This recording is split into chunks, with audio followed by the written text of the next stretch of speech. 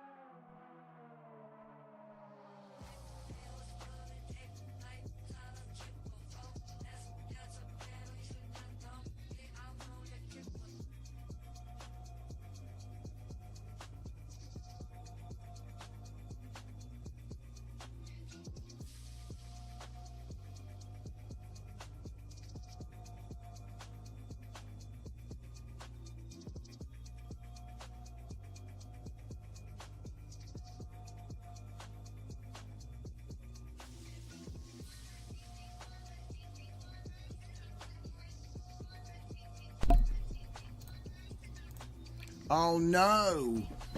It's happened again. What is that? Somebody kick that box over there. Kick it harder. Oh. There you go. Almost. Alright, we're back in business. Every now and then the Elgato's falling asleep. Alright, ladies and gentlemen, it is 7 o'clock. It is the 1st of March 2025. Can you believe it? 2 months down, 10 to go. That's how it is. Thank you everybody for joining, jumping on. It's another show. So Fernicar, welcome. Battlecruiser operational, like, and subscribe. Now were we? Emily, hello. MFD the artist, hello. Full Dive Media, welcome.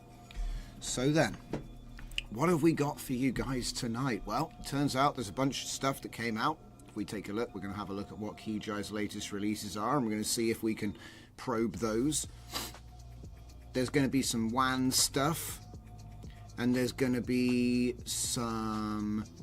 There's something called WAN Magic, or Magic WAN. I don't know. But we're going to find out what that's about. In case you missed it last night, I have released my MM Audio pack, which contains a whole bunch of different workflows for doing MM Audio on your videos. So that generates audio with a video input. What else? We're probably going to end up with some new workflows for the WAN side of things. I'm hoping that the Comfy is now stable. In between the last stream and this stream, my Comfy exploded. So we're not using that one anymore. We're now on Machines 12. But I'm going to keep Machines 11 alive and just use it as a model repository. So it's still there. But that means I get to demo my new tool on the output folder. Because, yeah, it needs to be done. Alright, so what are we going to do? We're going to go, because I'm basically going to clean up a lot of stuff. I got some plans. But yeah, we got a new Comfy. It's already running. I've already got a whole bunch of stuff on there, as you might imagine.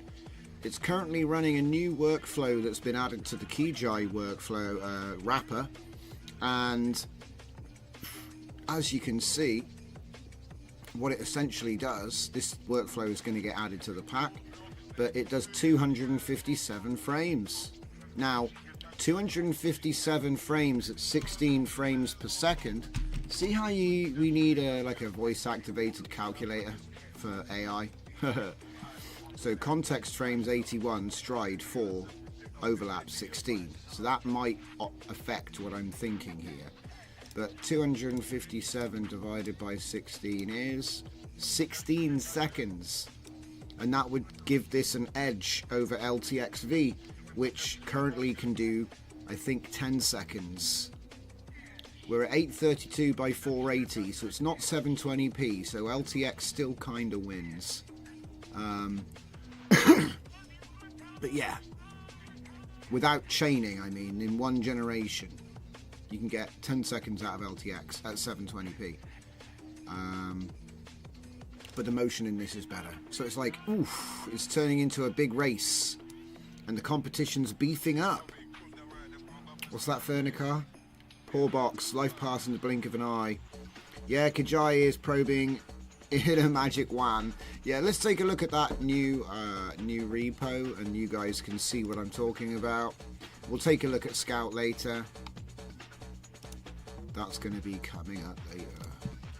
So, Keyjai. Juka Sapainen. So, what's he been up to? Now, I noticed this, Magic WAN, which is an implementation of Flow Edit into WAN video. So, maybe some inversion. There's also Hunyan Loom, which seems to have been updated. Every time I tried to use that, it was broken. So, I don't know if he's just forked it so he can work on it. I don't know, but when I used that, it would just cook. But then I've installed a new Comfy since then, so who knows. But yeah, WAN video has had some updates. And there's Magic WAN now. In fact, this is a fork. I didn't realise this is a fork. There's no examples though, so I'm not really sure. But it just says borrows from Hunyuan Loom. So I imagine work in progress yesterday. So yeah. Give it time. Give it time. But it's something I'm keeping my eye on. In fact, let's just... wait, where's the original guy? Let's give him a star. Okay. In fact, have I not started this yet? My goodness. I need to start giving out more stars. Right. So, this is the text to video, 14 billion. And then this is the 1.3 billion. So, the difference. 1.3 billion. And 14 billion. Yeah, you can see the difference in the face. It's quite obvious actually, especially when you get like oblique angles. I'm way better in that one. Anyway, let's take a quick look at what we're going to dive into. Hope you're all comfortable. Nice Saturday stream. So let's have a look, shall we? We're generating this.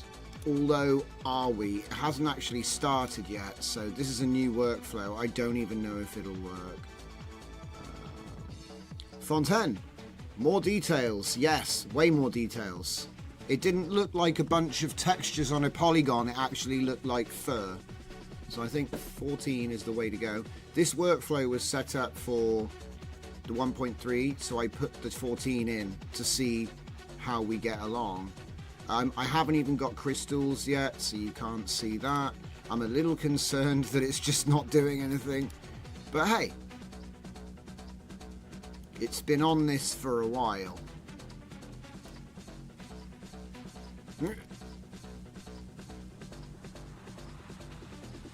And I haven't changed anything, it's just on defaults right now. So this would actually be text to video long play.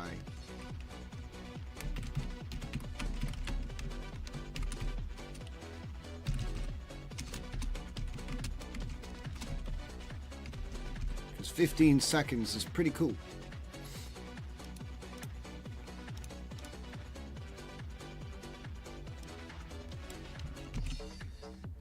Seems to be having a bit of trouble loading right now though, I'm not quite sure why. It's just stuck.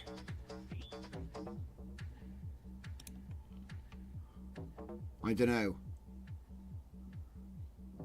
Sometimes I feel like I get impatient and go to restart it and then it all bumps into action. But this is a brand new comfy, so who knows.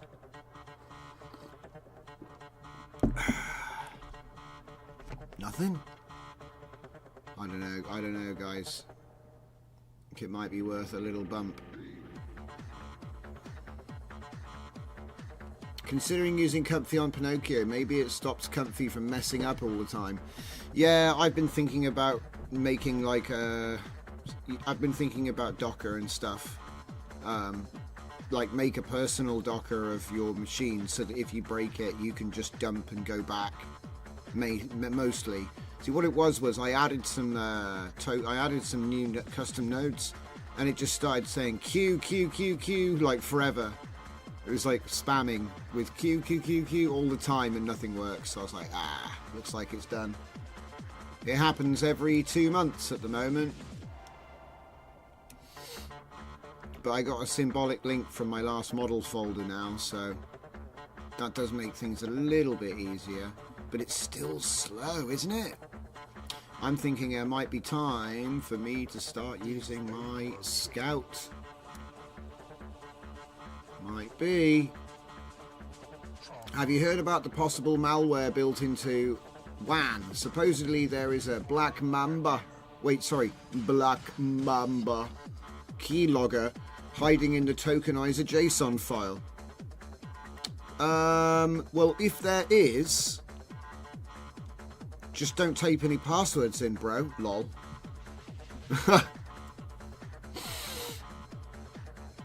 type all of your passwords backwards and then use a Python script to reverse it. Look, guys, if you're worried about it, don't run it. That's the answer. I haven't heard about it. But maybe you're right. Maybe there is one. You know. The funny thing is, because of the key. Well, look, if it's true, if it's just a keylogger, I have to type stuff. You heard from Benji at Thinkers Discord. Interesting. Well, if it is, that would be unfortunate, wouldn't it? I guess everyone will just stop using it then, won't they? Matter of fact, let's just... Yeah, if it turns out that's true, then everyone's just going to stop using it. We'll just go back to stuff that doesn't have crazy keyloggers in it. So it would be a really dumb thing to do. It's like all of your company credibility down the drain. You know. It's funny that nothing on my machine has picked it up though, so it's interesting if it is true how they've done it.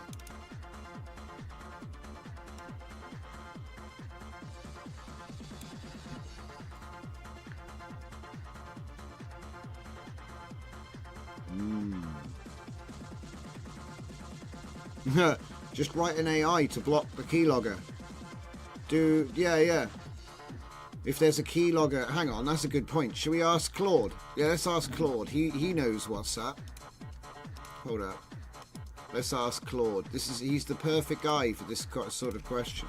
I'm going to say there might be a keylogger. Wait, I'll say what it's called. Might be a Black Mamba keylogger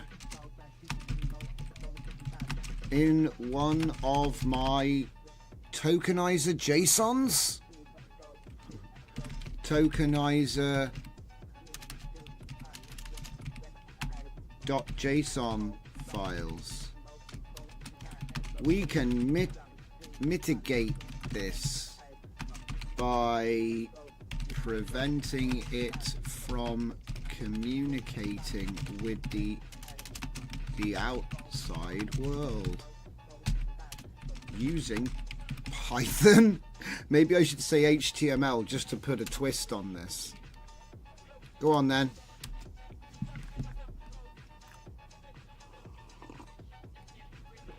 I don't even know. Here's a Python to sandbox the file and block its network. Wow. Look at that. I wonder if I could have said HTML.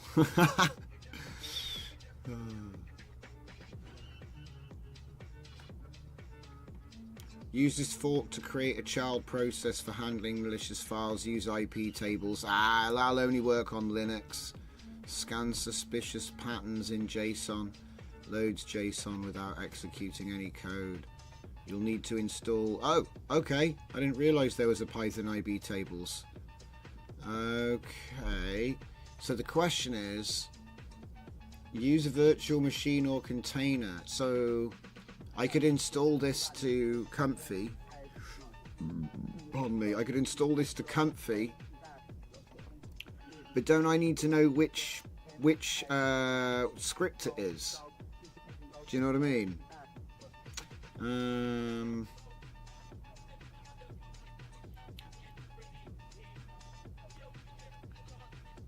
Okay. I am already running an embedded Python. Yeah, I'm running an embedded Python with the app that uses the .json. Okay.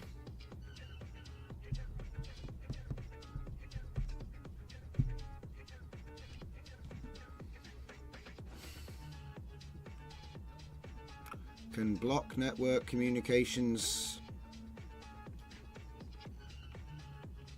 Okay.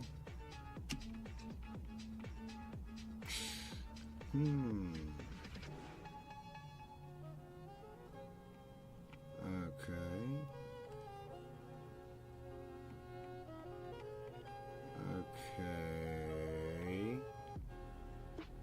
I wonder if that would disable Comfy from working though, because Comfy technically uses a socket to run in the browser. I don't want to like go too far here. But again, I don't want to over-engineer a wet paper bag either. I'm just saying, like, if it's something that concerns you, then maybe you could write yourself an embedded Python protection.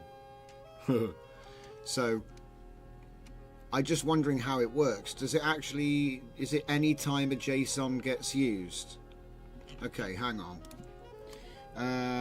With this installed, will all JSON files automatically be blocked? And then the next thing is the Python app is running on port I forget 8188. Well, it's running on 8188, sure, but it's running 127.0.0.1. Okay, so will the JSON network blocking affect browser connectivity?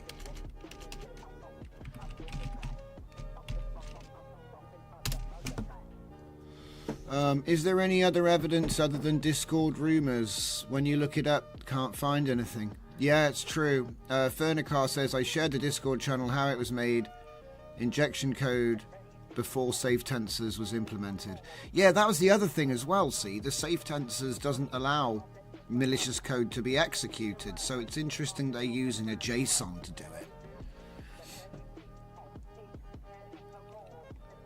So I'm just seeing if I can make it automatic, because if it's possible, you could have a custom node which is like acting as a parser or some kind of middleman for all JSON files, and then then it don't work. It don't work. You know, you can keylog all you want, it won't do nothing. I don't know. I suppose it depends, doesn't it? But so will continue to function normally. Regular JSON loading is unaffected.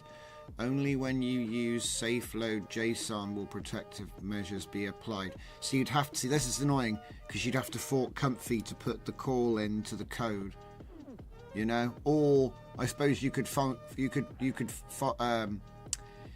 do WAN video. Do you know what I mean? Let's have a look at it, shall we? I'm annoyed now. What the hell are they doing? What the hell are they doing? Where is it?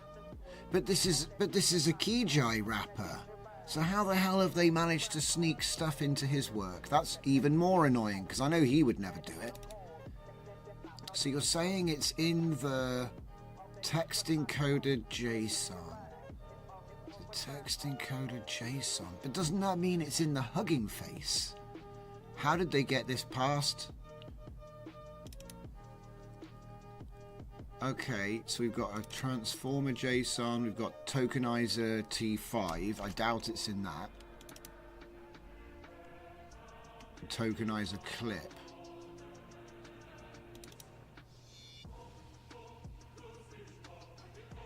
Unk? Is it the Unk thing? You know, they've got a fancy T5, I remember. I wonder where they found this.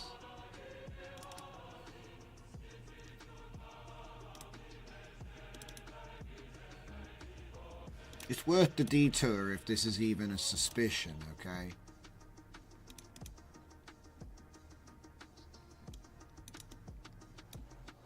I haven't seen anything weird yet, but then I don't, you know, it's easy to externalize dodgy stuff.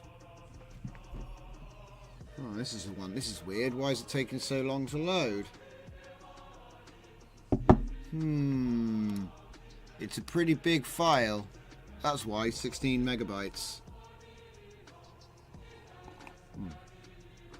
That's not suspicious. It's just really big. Probably shouldn't bother opening that, actually. Benji and Dice Dream Diffusion mention it. Let's open it with brackets and see if we get anywhere. Let's put him up there. Oh, error. Files larger than 16 meg can't be opened in brackets. Yeah, it's too big to open. You got my curiosity now.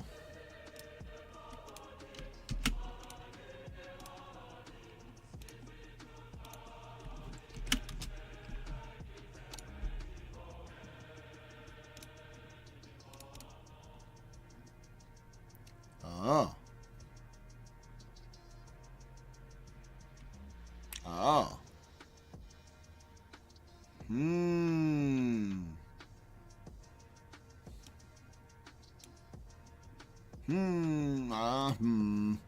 Right. Hang on. Right. Got two of them now. Let's zip up the original. Delete that. Delete that. Right. And do it.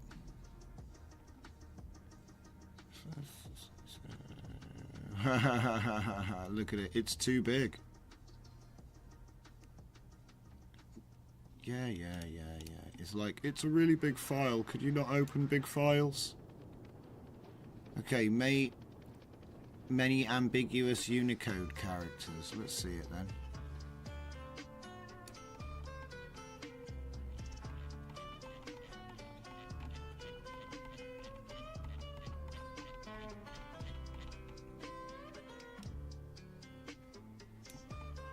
Oh, right. Well, yeah. That's not dodgy. Wait a...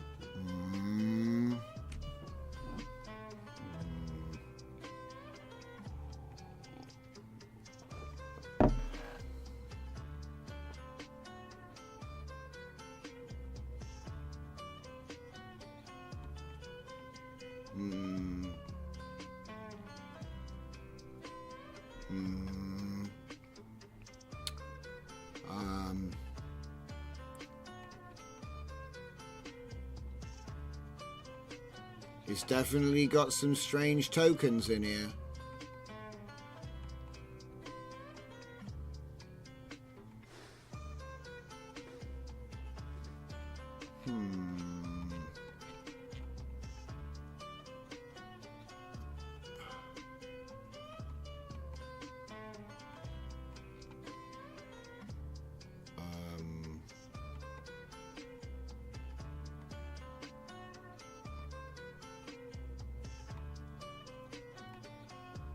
I don't know, man. Look, I can't say because I haven't looked into one of the modern ones. I don't know if they contain a bunch of foreign languages as well. They probably do. But I might just be coping right now. I'm thinking that this is normal though. It's a little strange. But not really suspicious. Let's see if there's anything else in here. Unless there's something up here.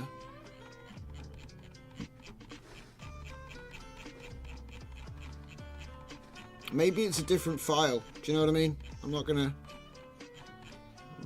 Or maybe they've hidden it well. What is at the bottom of this?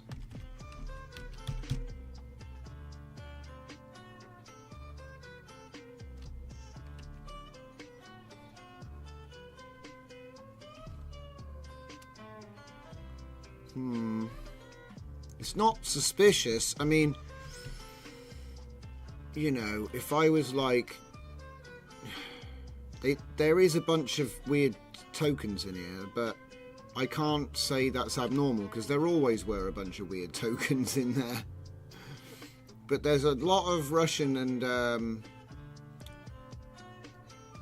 Chinese and Arabic. But then that might be, like I said...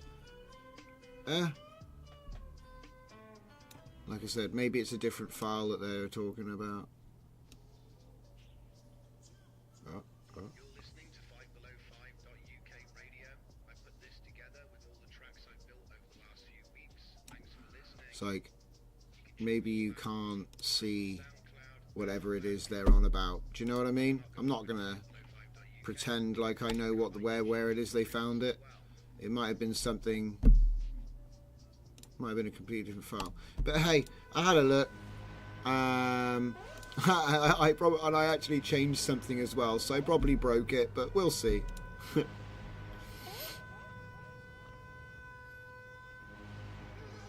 And then we did have a look at this, but I don't intend on using this. It probably just break everything in Comfy. Because it's like too good, you know? Just blocks all communication. It looks like it will only allow, like, you can whitelist things and stuff. I'll download it. Oh wait, we're about to clean out the whole thing. Should we see if that video actually got anywhere? Because, oh yeah, of course, we have to start it again. Alright, fine. Here we are, refresh. I want to see if this thing can actually get a result, so. It's had time to cool off. Yeah, I think it's worth looking into, but Cookie Cheese, are you telling me all my bitcoins are gone? It's okay, mate. They won't be worth much soon. It's almost time to buy again. It's almost... In fact, I think it was harvesting season. Now you gotta wait for the time to plant come again. You know? But yeah, suspect keylogger in the WAN clip. Which is, it does have, but there are two clip models. I don't know. Didn't look suspect to me, but yeah. So let's see if we can actually get a video out of this. Now, while we're doing that, I'm going to show you my latest project. We've just added a new feature. So it's called. In fact, let's jump out for this one. Yeah. Remember the Bogdan brothers? He bought dump it. Okay, guys. So this is my Scout file organizer that I keep improving. I've added a third feature called Deep Freeze Mode. So what this does, because often we have a big old downloads folder, right? So I wanted to automate the cleaning out of the ancient funky download folder, right? And the first mode that it has, the default mode, that just, I'm trying to find the bit on the page where it explains the modes. Has it got a thing here? Normal mode, right. So normal mode, if you point it at a directory and it finds these files, it will then, you give it a source directory like downloads, and then you give it a destination like backup on your external drive, whatever. And so what it's going to do is it's going to create subfolders by extension, and it's going to just literally move everything to the new location, but sorted like this, yeah? So it's like a Hoover with a sorter at the other end, right? Puts everything in bins by thing, and then you can grab them and do what you need to actually do with them. But they're all in one place is the point. So this was cool, but I had it ignore subfolders. So if there were subfolders here, it would ignore them. So then we made the deep sort mode. Now deep sort mode basically is the same thing, but this actually can drill down into subfolders and steal them too. Now that's good if you're looking at like a massive archive of pictures that are all jumbled up. It's bad if you're looking at a data set or programs, because it'll like shred them and put them into folder names by type, you know what I mean? So that's bad. So what I did was I made a new mode, because you can see what it's done here. Look, it's taken all the files and all the subfolders and put them into bins by file type, right? So then today I brought out Deep Freeze mode, and the difference with Deep Freeze is it does the exact same thing as normal to files that are in like the bottom, but it will preserve the folder structure when it copies all the folders to folders. Yeah? Okay. So, you know, Yeah. So that's the idea.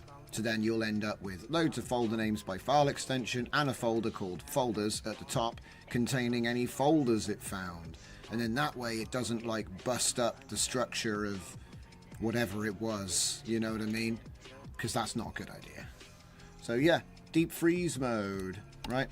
And I'm going to use deep freeze mode on my downloads folder in a second just to test it. So let's open it up. I need to get my... There's Scout. So obviously I've got Scout. It's got a virtual environment, but I think that whatever the requirements are, I've already got them because I've just been running Pi Scout or Pi Scout 2. I think the batch file is pretty much asking you a couple of things like do you want to do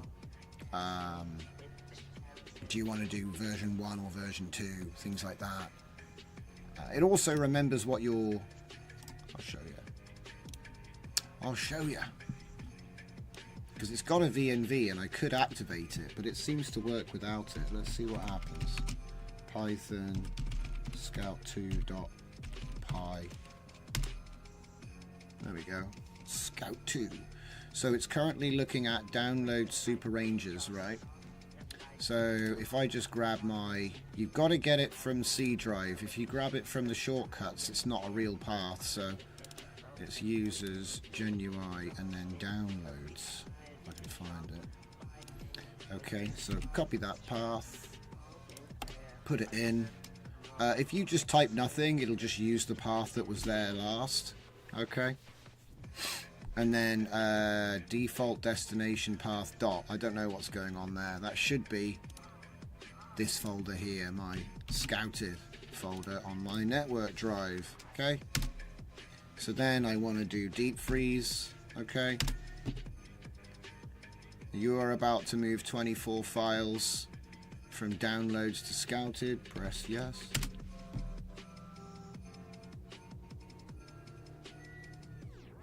Now that should take a while because it's not a small amount of files. It seems like it got stuck. Not so. Oh no, it's just a big file. How are we doing over here? It's still loading things.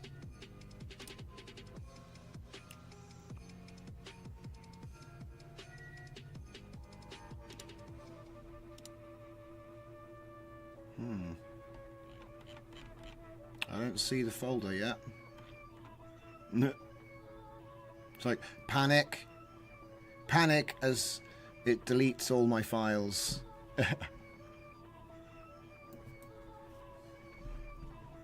It's alright. So yeah, I wanted a way to automate the cleaning. Ah, that's why. It's because there's a bleeding giant model here which I needed to delete. That's okay. So yeah, the last file was ginormous. But then again, it doesn't seem like it's moved anything. Does it? Maybe it does the file first and then it moves the folders second. I don't know. We'll find out in a minute. Maybe. Okay, this has managed to get to 0% again.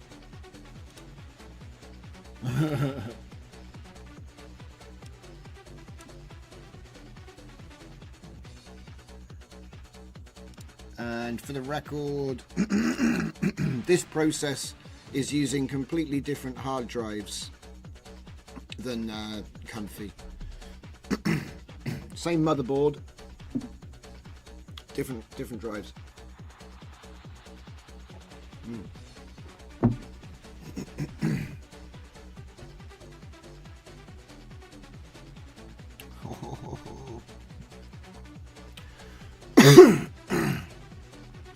I don't think there's a problem. I already tested it, so I know it works. It's just this is my real world use case. I want to see it break on something proper.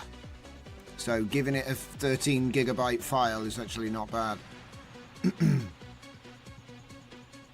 It's funny though, it says created directories 5. There's definitely more than 5 directories. Unless it meant, yeah, look, actually all of the loose files are gone. Right. So all the loose files were actually gone. right? So it's moved all the files already, but it hit a big file, which is taking a while. And then after that, it'll move to the moving directories stage. Yeah, here we go, look.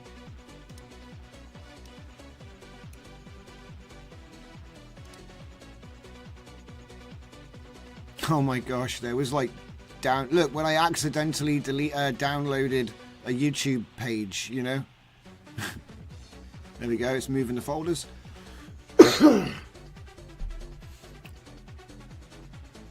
And so the idea is I can just point this at any location on my labyrinth and essentially funnel it all to one place, and then I've got one place to actually organize from. Because at the moment the problem isn't that I'm not organized. I've got plenty of places that I have everything organized. The problem is I've got all these fragmented caches of you know, from like changing installation of Comfy for the 12th time. That's part of it, you know. And so I'm trying to essentially consolidate everything by file type, and then I'll pick it back together myself, or come up with a crazy way to automate it, you know.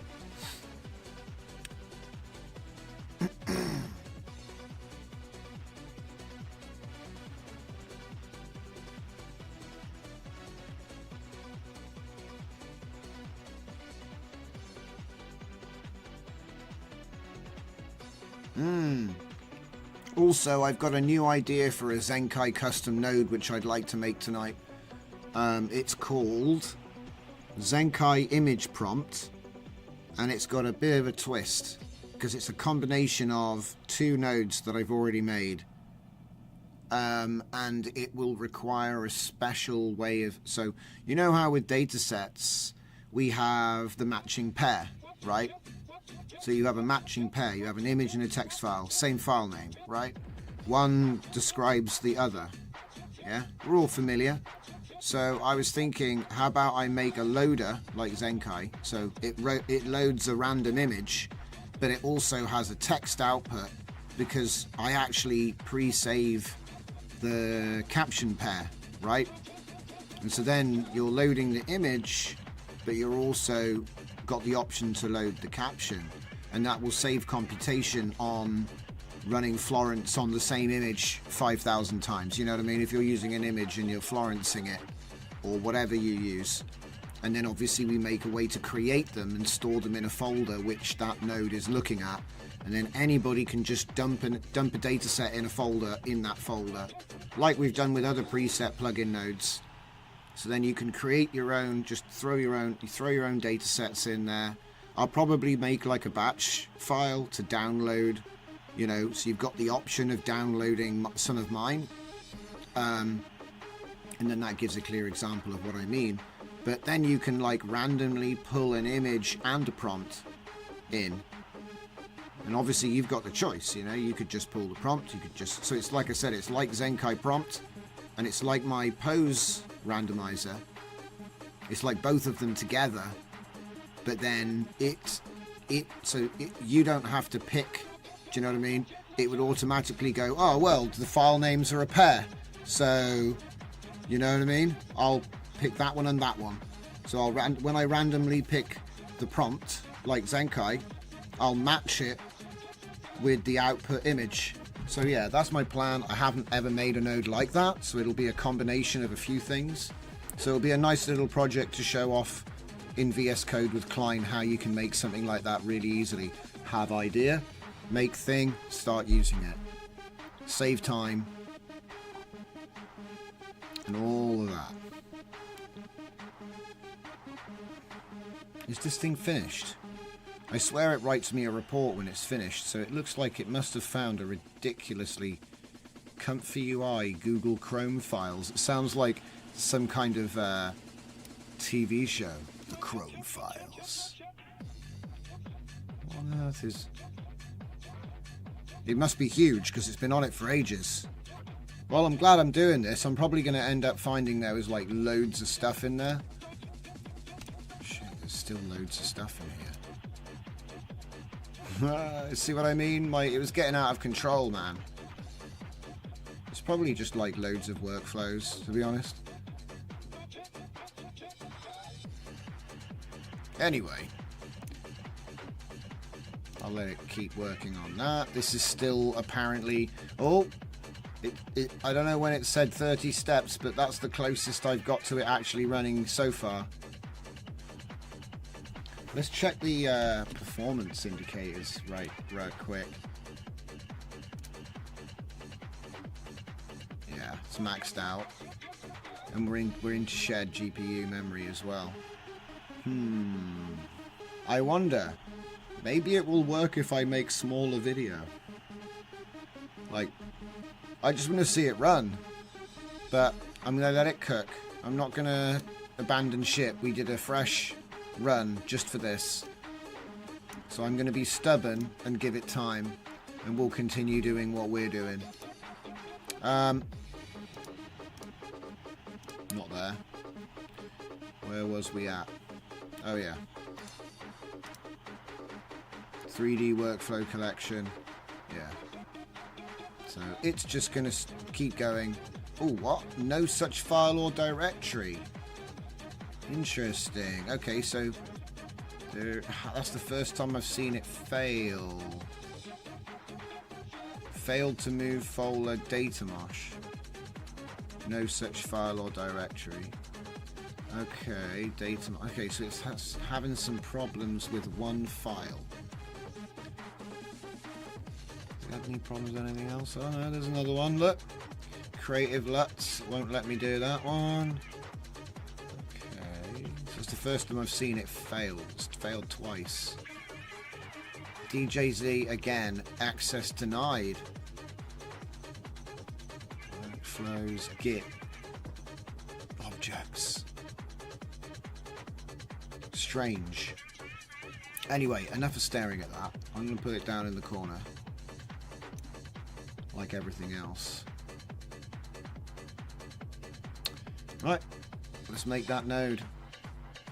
I need to open up DJZ nodes, so we're going to open folder. And it's quite risky at this point because DJZ nodes is like getting quite big. So I think I'll use the one in the new install. It's probably cleaner. If I can find the bleeding hard drive. There we go. Okay. New comfy. New month. March 1st, everyone. Let's see how long this one survives. If I go down to my DJZ nodes pack, just select folder. Right, so it's going to read and understand, or it's going to try and read and understand everything in here. There's frankly too much in here now. Okay.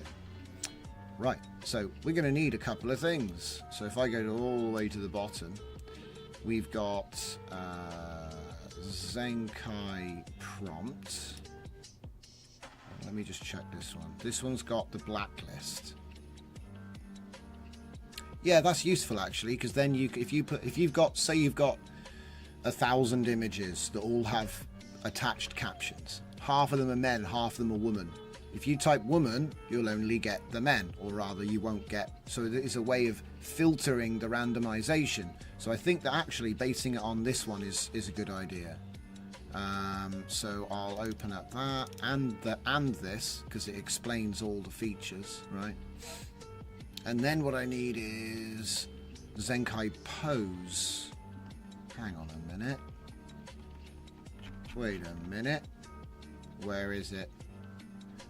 Where is it? Where's Zenkai pose? What version of it? What's going on here?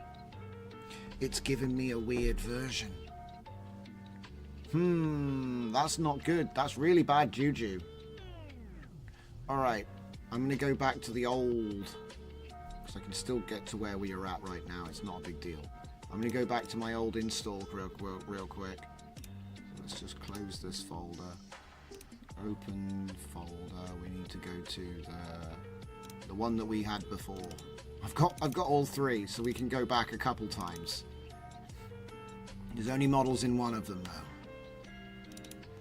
Okay, so DJZ nodes is in here somewhere. There it is. Oh, it's weird. It's uppercase in this one and lowercase in the new one. That's weird. Something weird going on here. Let's select this one. Right, so now when I go down, I get Zenkai pose map. And the README file is missing. I may have never made it. This is quite a new one. Right, let's just close all of the other ones right now, because there's a whole bunch of stuff open. Go away, Augment. He's always photobombing my streams. Intelligence, though, I guess. So yeah, we're going to take pose map and prompt. Effects is not defined. Monster. Get out of here. Get out of here. Get out of here. It's nothing related to what we're doing. Nothing related to what we're doing. Okay. Testing with a smaller folder could be faster. It is very true. Full dive media, one place to rule them all. That's the idea of my data consolidation project. Put everything. Look, I just found the Paul Allen data set. What? Where is it? I just saw it. There it is. Do you know how long I've been looking for that? So I just found the Paul Allen data set. That means we're going to get a flux retrain, everybody. We're going to flux retrain with QuenVL. It's going to be super amazing. But yeah, this is the sort of thing, you know, I've got a lot of stuff. Ridley Scott LUT pack. Cool. Oh, are these ones failing or something? It looks weird. Failed. Yeah, okay, so it looks like maybe there's some DRM which isn't letting me move things, because it seems to be the same stuff. It's like studio assets. All the stuff that failed so far has been like studio assets, like plugins for software. It's licensed stuff, so it might be it doesn't like being moved. I don't know. But we're going to let that keep going. Let's see, what's this? Super Rangers Pose Helper, Superior Upscaling Pack, DAO Haiku, LLM projects. Yeah, it's like all of the stuff I've worked on. So yeah, get this cleaned up. Meanwhile, long play is still not working after, what's that? I'll give it another 12 minutes and then I'm just going to say this doesn't work. Maybe we'll try it with like 480 by 480 to try and make it easy for it. But if I'm being real, this looks like a dud. I don't know. Maybe it only runs on like cloud hardware or something. Don't know. There is one thing it could be. Maybe I need to move some models off this device. I was thinking that the other day. Whenever it would always seem to slow down when it had a lot of data on the drive. It's hard though, because it feels like I'm just being superstitious. Like, where is it? It's this one. So when it gets up to this sort of level of use, storage level, it seems to start getting slow. But I don't know. It's so subjective. Just kill it. Just don't think about it. It'll go faster if you all believe it goes faster. That's how this usually works. So. And then what I have to do is eventually I'll have a massive, ridiculous Dragon's pile of data to go through, and I'll actually sort it into, you know, where it should be. But what it means is I'm going to get all my video and image input stuff back. All my data sets will finally be in one place again. So yeah, I needed to do it, but it would have taken me days. So this is pretty awesome. So yeah, so we've got Zenkai pose map and we've got prompt. Okay, I'm not going to open the MD file. I'm just going to use my prompt and explain it. So it's pretty simple what we're going to do here. We're going to say we will create a new custom node for Comfy UI. Okay, named, and we're going to call it Zenkai image prompt. Okay, yes, v1. Okay, it will be based directly on, and then we can add then kite prompt v4. Okay.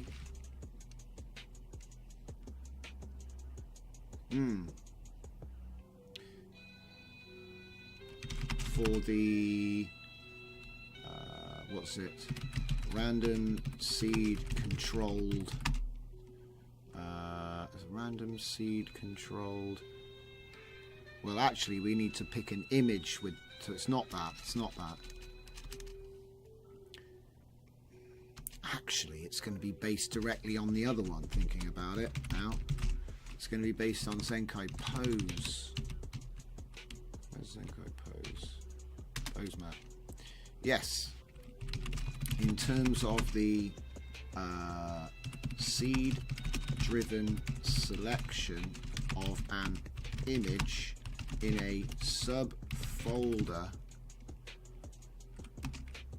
yes, of a I guess I could say it gets a bit complicated when you're like, you know, it's going to be in the pocket of a jacket on the back of a man in the basement. You're like, what? No, it's too upside down, you know. So in terms of seed-driven selection of an image to be output, yes.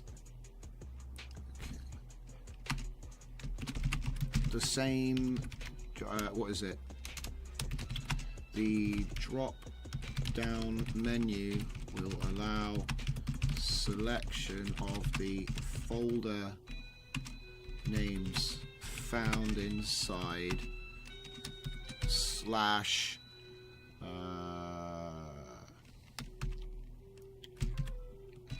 image prompts. I'm just going to actually create that folder. So slash image, let's go lowercase, image prompt. Oh, I'm an idiot.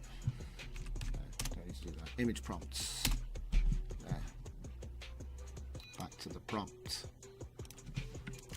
Image prompts.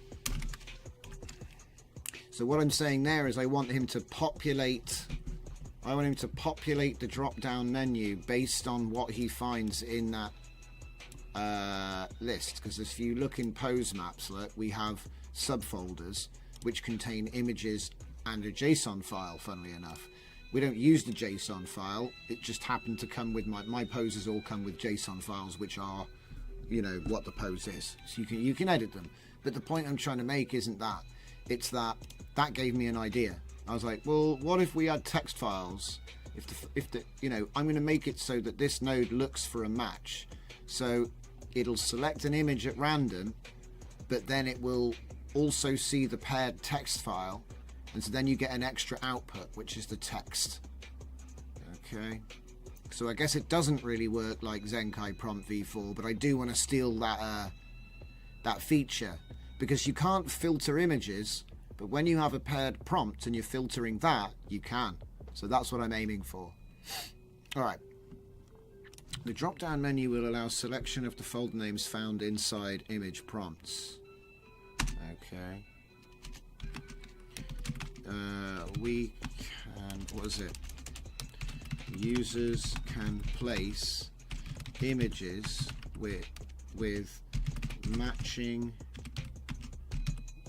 paired text files. Matching these images paired with matching file name.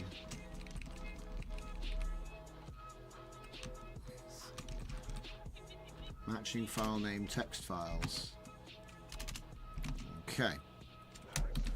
When an image is selected, there is a matching text file name. Yeah. this should be filtered using a blacklist, which allows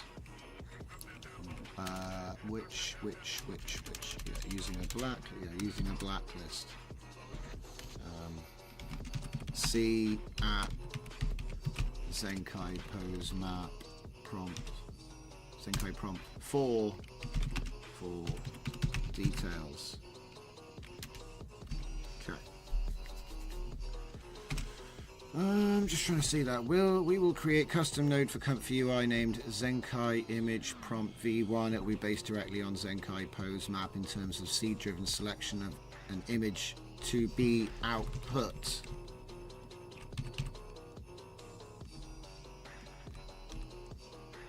Seed-driven selection of the image. Drop-down menu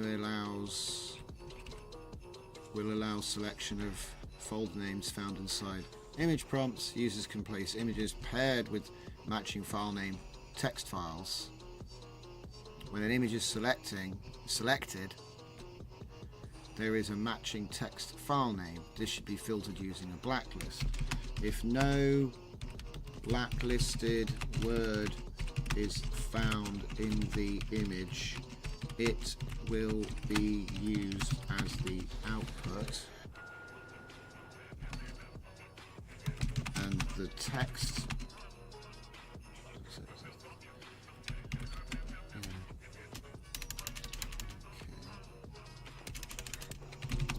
the text from the matching file name text file should also be a second output on the node.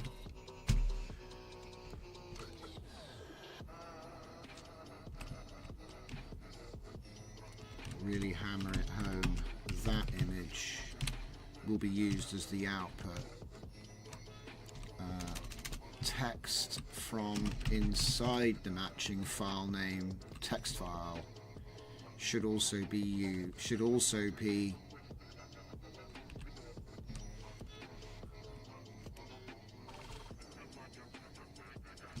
I'll say I changed that again. You have a lot of will be the. It's all about tenths sometimes. Will be the second output on the node. Okay.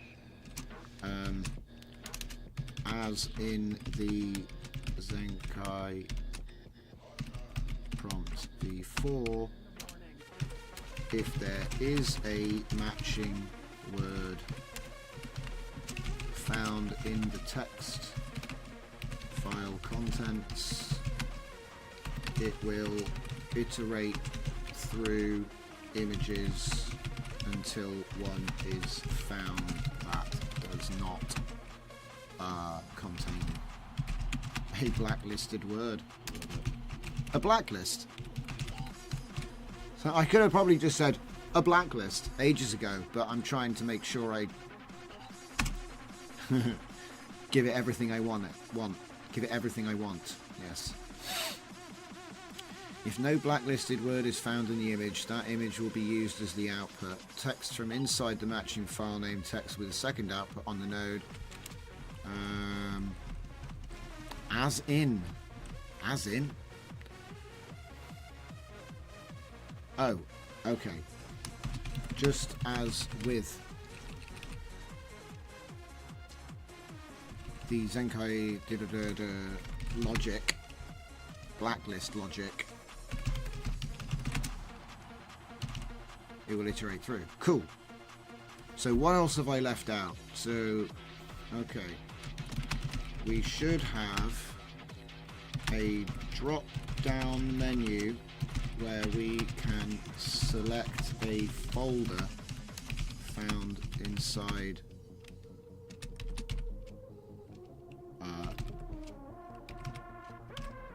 image prompts. Okay.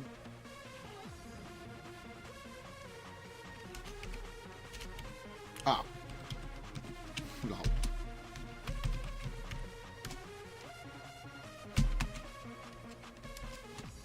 Let's put this on a new line.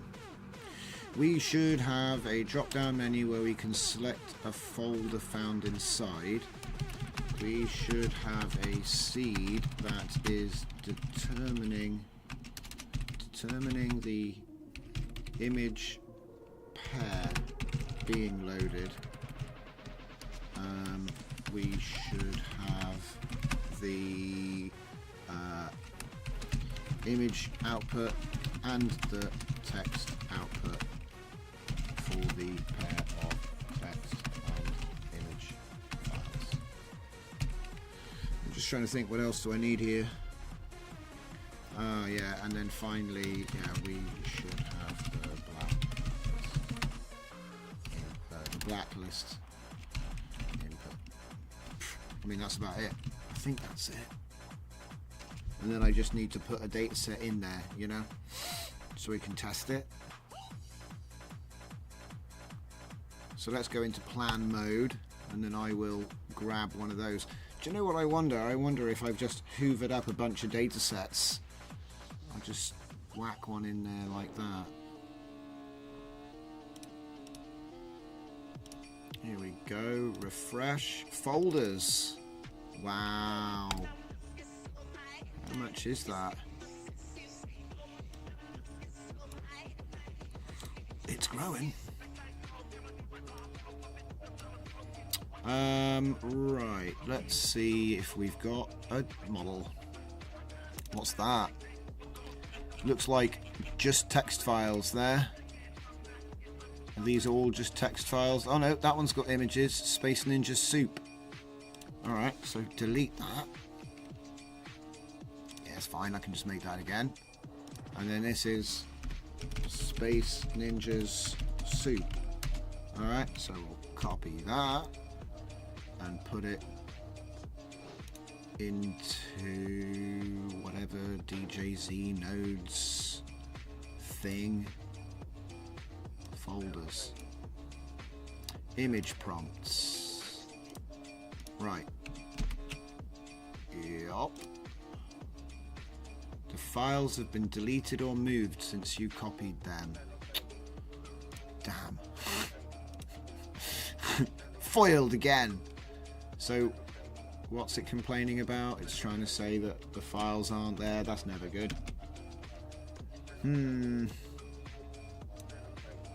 Alright, tell you what.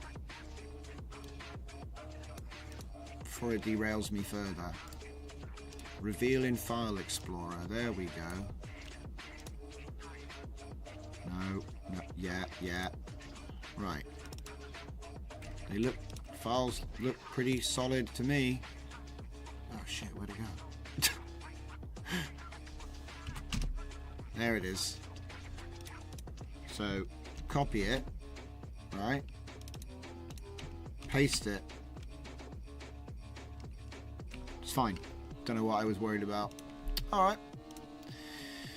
So now we actually have, we actually have something. So if it works, we can test it. Of course, I'll have to like copy this and the stuff across to the other. Oh, that's annoying. That is annoying. That is annoying. I might just delete my DJZ nodes and then copy this one across and install that. Yeah, do you know what? I think I'll just do that now because it's just rough. This isn't my active comfy anymore. It's strange though, right? Let me just check something quick because I've got a funny feeling that they've like scammed me again. There's something weird about the comfy registry. It doesn't seem to give out the latest version. That's what I think is going on. Let me just check because if the file's here, yeah, the file's there, but it didn't give me the latest version. So anything in the last 2 weeks might not be in your download. I'm not sure what that's about. I could have sworn I picked the oh, poor old thing. It still hasn't even started. It hasn't done one step, by the way, all this time.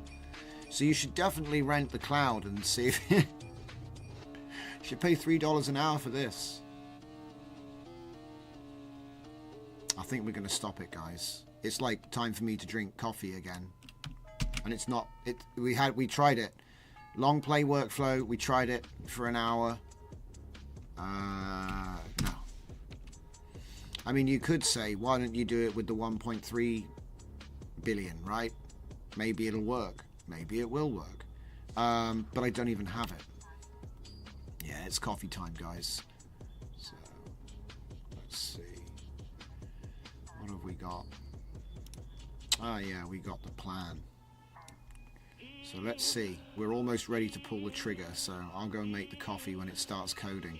So let's say here, create a new custom node, which is nice because, you know, it's key. It can't mess up the stuff that's already written, and we've got it backed up. So, okay, drop down menu, selecting folders found in here, seed input, image text pairs, implement blacklist, output both image and text file.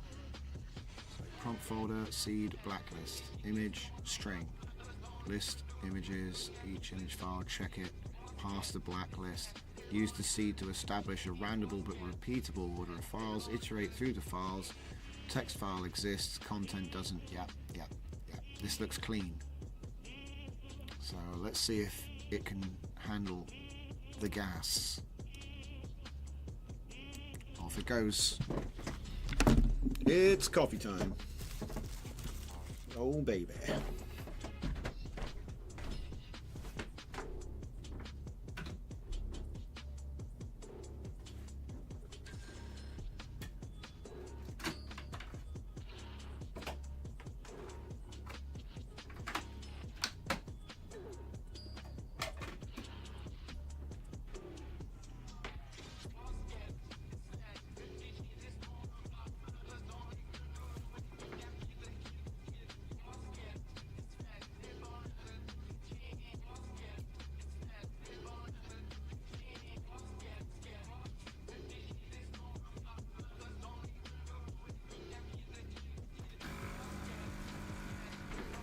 What's it doing?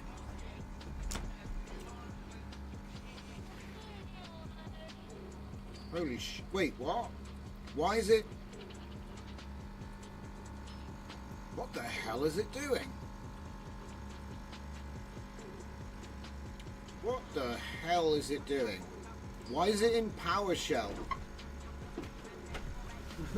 What's it doing?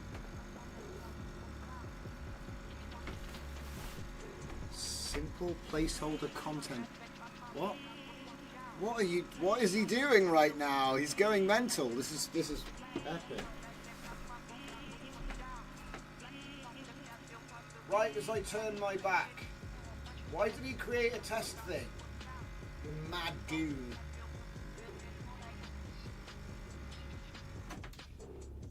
Do you know what I think it was? I think he didn't know that those files existed, so he was like, oh, I can't see anything to test it with.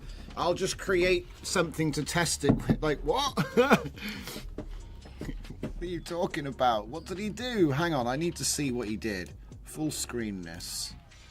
Let's just have a look at this. Okay, I got my coffee. Right. So what the hell did he just do? He did what I asked him to do, but he did it in a really weird way. I want to backtrack here. So first he tried to make image prompts. But that file already exists.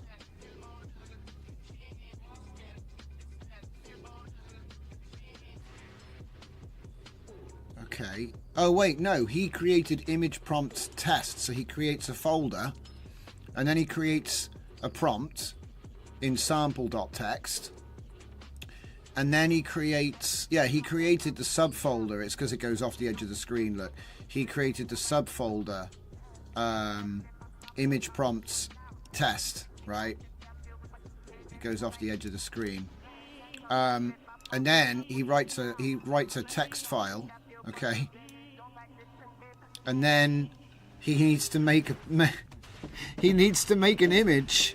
Right, this is actually crazy. Is this wrapping right now? Yeah, it is. Okay. Look what he did. PowerShell command BMP. New object system drawing bitmap 100 system drawing graphics image BMP fill rectangle. Look, he's programmatically made probably like a black square. Let me have a look at it and see what it looks like, because that's actually funny. Hang on, where is it? Not this one. Was it this one? Scout, downloads, no. Right. We got it in here, guys. So, oh, it's actually, we're doing image 11, aren't we? Yeah. So, actually, it's in here. Right.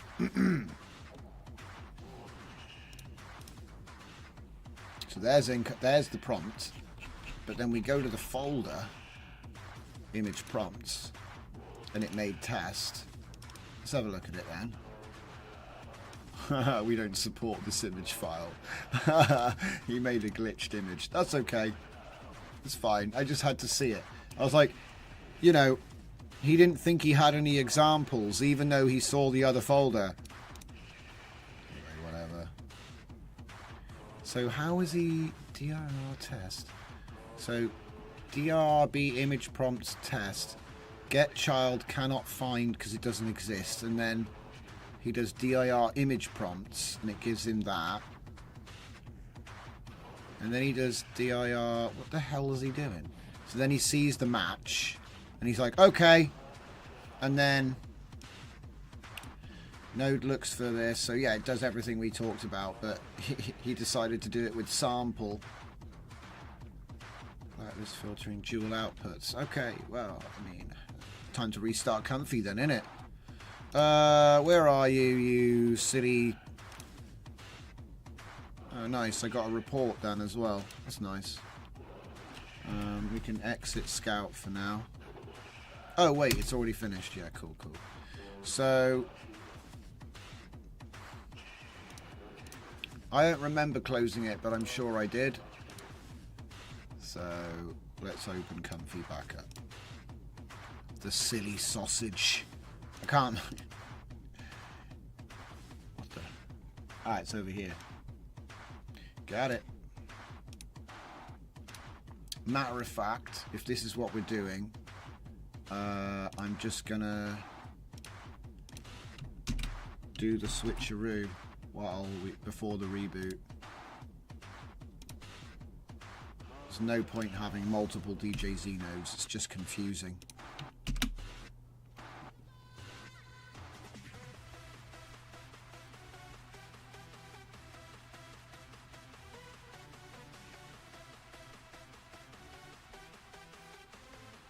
A square inside a square. I think a square peg in a round hole. That's probably art, right?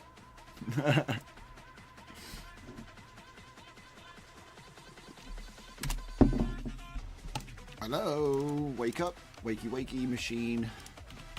Let's do the install portable just in case they changed. And then while it's doing that, I will go back to the beginning of time and start it up again.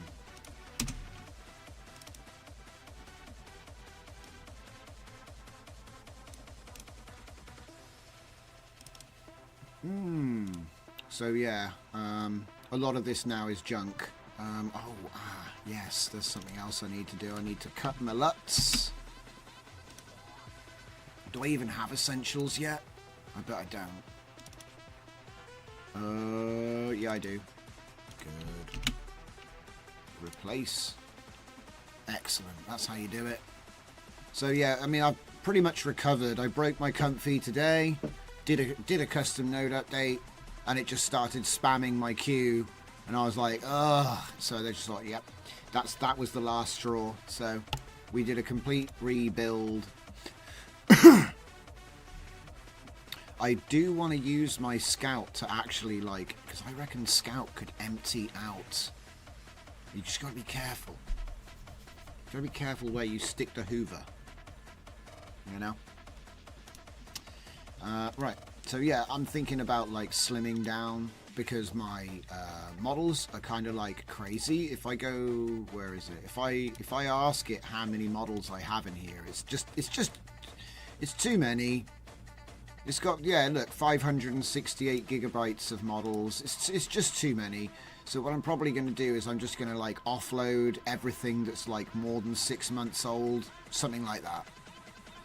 Because maybe even younger than that actually. I don't know. We'll see. There's obviously a few things that are going to keep, you know, like Flux, obviously, right?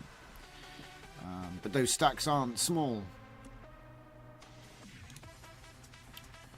Okay, well, do you know what? Let's have a little poke around, because it's still coding, I think. Oh, no, it's not. It's finished. It's finished. It's finished. So let's just open it up and see what we get. Zen. Okay. Do we even have it? Ah, wait, what?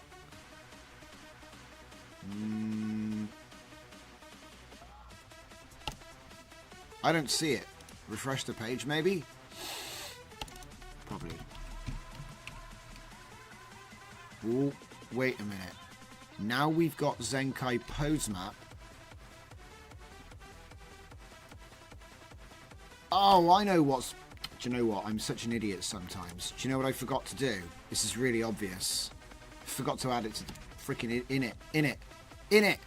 Forgot to do the in it. Yeah, you probably should add... Ooh. Look at that, trying to be smart. Isn't that swish? Okay, who did that then? That... No idea. It wasn't Rue code. Right, so... yeah, just need to change that. So if I go to Zenkai image prompt v1, that's the name of the file and the name of the class. So it's just a simple case of replacing all the things. There we go. Save that. Maybe put some spaces in so people can actually read it. Ah, we got an issue here though. Oh, it's because I didn't actually delete voice effects. I kind of smashed it up by accident. There we go. That's better. Hey, save that. Oh wait, stop trying to autofill. It's fine. We've done all. We've done enough. So we can actually do another restart.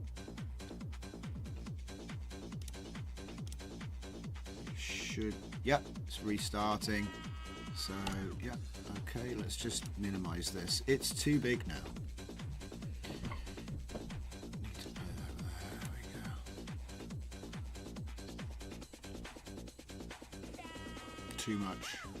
Too much console. Should be good. Should be good now, actually. Look, that was quick. That was much quicker. I like that. Can we have it that quick forever? Zenkai. Oh, I still don't see it.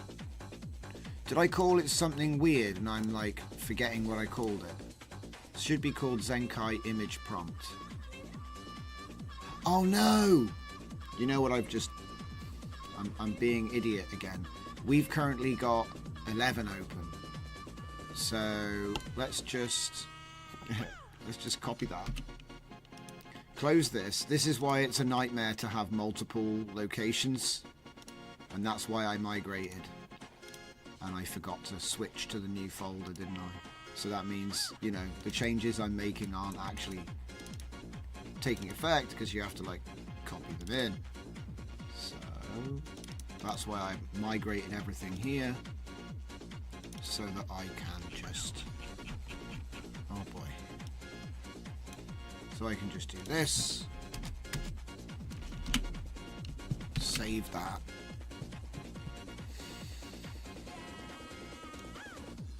and oi, stop it.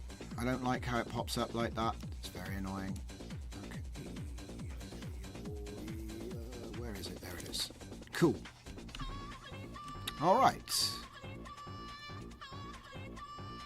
So now when I restart it, there. Essentially I hadn't, you know, the init on this side hadn't changed. So yeah, it makes sense.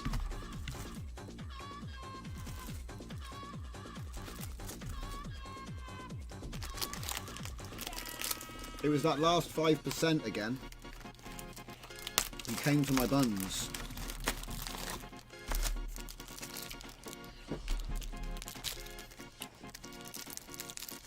Content. We'll be good. I think we're good.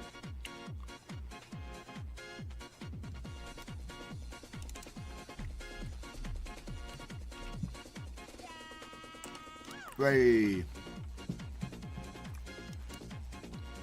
Preview. Show text. Okay. And go. Yes. I love it when a plan comes together. And now look. Weapon.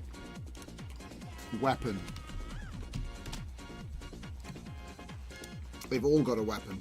Oh wow. There you go. No ninjas, just tentacle monsters.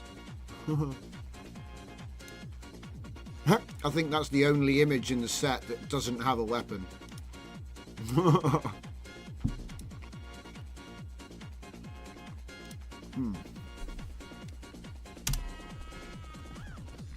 Okay. It works.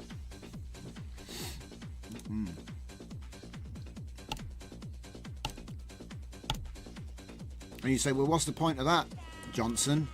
Well, obviously you could use mine, but the idea is that if you put your data set in here, you get a rich caption with the image, and then you can do simple string swapping or injection to put in. So let's say I had a LoRa, right?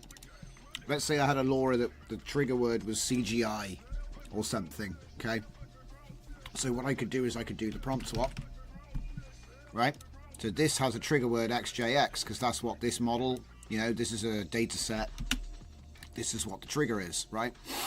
So if I go straight in here and say XJX and then say it's the CGI, I know it wouldn't be CGI, but CGI trigger, you know what I mean? I don't know. Okay. So then you can put this into the image to image model or the image to video model, but it comes with the caption. So you don't need the QuenVL or the Florence, you know, so it saves the computation and then you can run it on smaller hardware. So what I'm thinking is I've already got workflows that can make this, you know, they'll make pairs, right? They're in my workflows folder. Where are they? So if you go over to DJZ workflows, inside DJZ workflows, inside the Flux folder at the moment is where it is. You've got captioning tools, and all of these workflows are to help you with captioning, and some of them will actually save, you know, they'll save the image or they'll save the text file with the same name as the image that was captioned. So then all you have to do is put the text files with the images and there you go, it's done. I do have others that actually save the image and the caption at the same time, but generally speaking those are doing like mutation. So we're actually doing like what I was talking about, stylizing the data set, create a new data set with a new trigger and new, because sometimes what we'll do is we'll do a bunch of stuff, we start with this, we do a bunch of stuff and then we caption it again at the end to get all, so then you get new captions, because like I said, these captions are pretty bad, but that's what I was thinking, right, was you can prepare. So say you've got an image you want to do image to image on, or a bunch of images you want to do image to image on, put them in a directory and then cook up captions in however you like cooking up captions, put all the files together, and then like I said, you can just pull that out anytime and you don't have to prompt because you can just hook it up. You can just hook it straight in, and then the prompt always matches the image. And you can just do either prompt swap or prompt inject, because the other thing, of course, is prompt inject. Come on, don't be silly.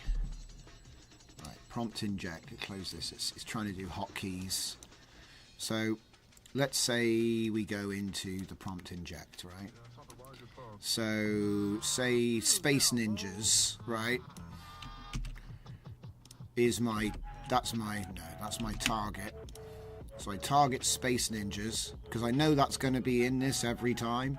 So it's going to be XJX Space Ninjas. So I could say XJX Robot Space Ninjas, right? And then what that's going to do is inject the word robot in front of the word Space Ninjas. I was thinking about making a V2 where you can say after instead of before, because at the moment it defaults to before. Do you know what? Let's do that now while I remember, because otherwise I'll forget all about it. Let's close this, open this. So my what is it?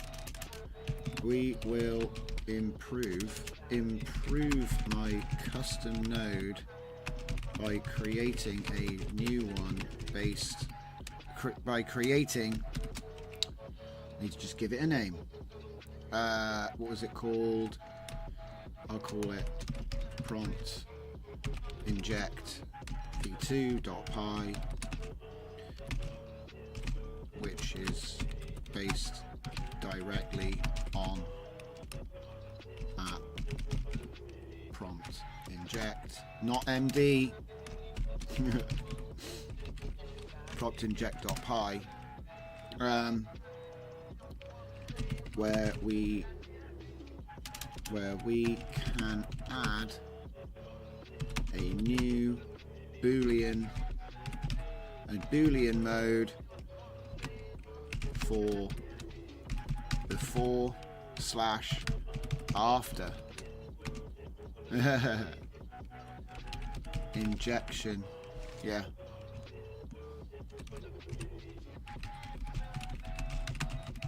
Injection of strings before, after the target.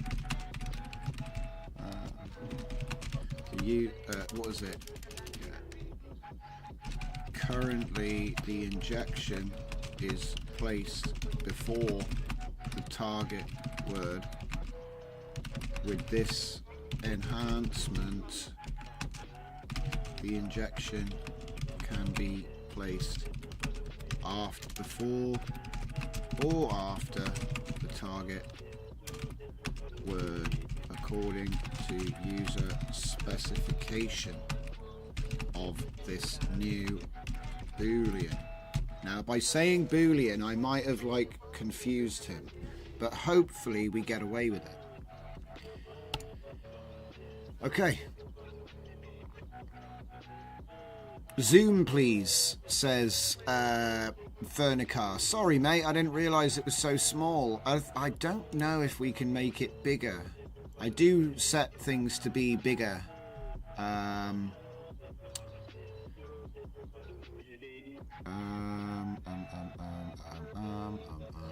Can we...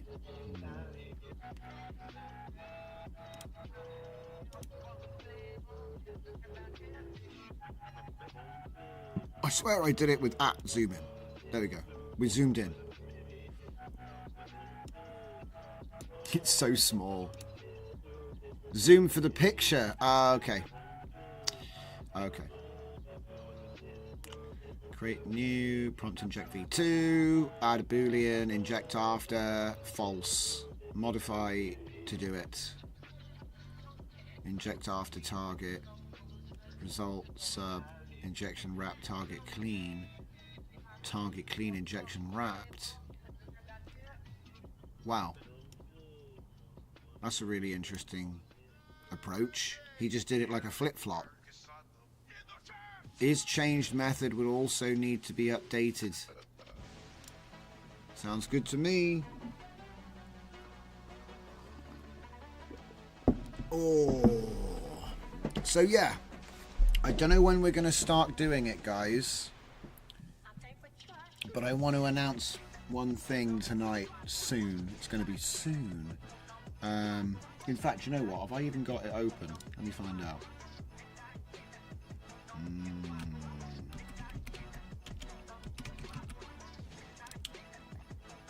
Okay. Huh. I might even have it installed. Okay. So, you know, a little while ago, I introduced the idea of this Unreal Engine 5 thing where we use generative assets to build out games, right?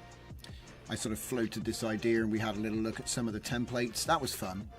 How is it consuming so many tokens, says Fernicar? Because it wants that cheddar. It wants that cheddar. He's getting paid from that 3.7 hype. I think it's just inefficiency, but it's nowhere near as bad as DeepSeek. I think O3 Mini was actually the best for token economics. Hang on a sec, did he actually just do this? He's done it. He's done it. By golly. By golly, he did it. Give me that. What? Oh, he even wrote the README for it too. Isn't that cool? Set a top for pulling the plug. Yeah, true. It does feel a little bit like we need like stop values. It's turning into day trading. Trying to yeah, hey man, don't forget to set your stop loss on your token limit. You don't want to wake up tomorrow and have have lost loads of money. I need a token faucet.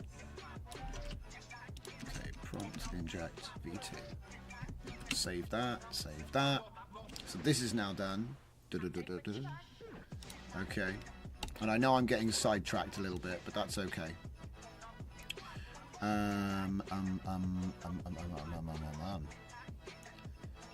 Right, so let's not get distracted. That is the demo right there. So you get an image. Yeah.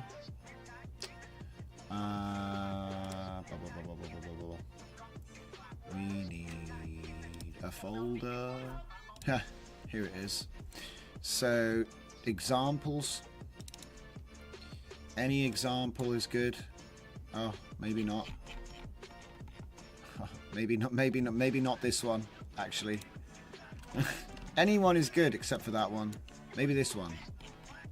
Hey, right now, does my copy paste work on my new installation?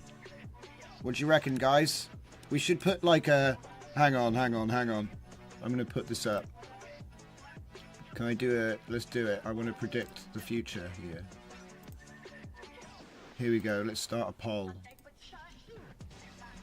I'll say, will my copy paste work? Question mark.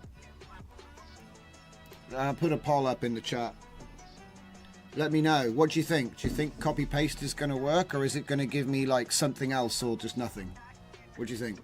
It's a new installation, so it should be fine. What do we think? You guys let me know.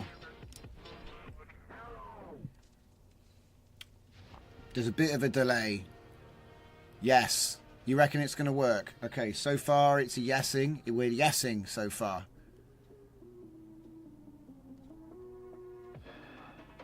We're yesing. Alright. It's the moment of truth. If I can get out of this screen. Right, moment of truth, everyone. No! I get play sound. Sorry guys, it's busted. Okay. Oh, but hang on a minute. Somebody told me there's a different button. Is it? Wait. Is it Control Shift Insert and then Control Insert, or just Insert, or Shift Insert? Damn it. I can't even remember the combo now. Control Insert and then Shift Insert? No, it doesn't work. It's for text only. Yeah, I thought I'd give it a go. Do you know what I mean? My copy paste is busted, so I can't put the notes up. It's annoying. Or I have to, I guess, I have to do it myself, I guess. It's kind of tedium. It's tedium. But, you know. Label. Label. At least I can copy the text, I guess. You know what I mean? It's not so bad. So it'll be DJZ nodes examples. Let's just say examples. Examples. Actually, no. It should be examples DJZ. Oh god. Do you know what? Like, I bet they're all different. Wait, why am I even typing it out? I've already done this. It's right there. It's just the tabs, man. The tabs throw me off.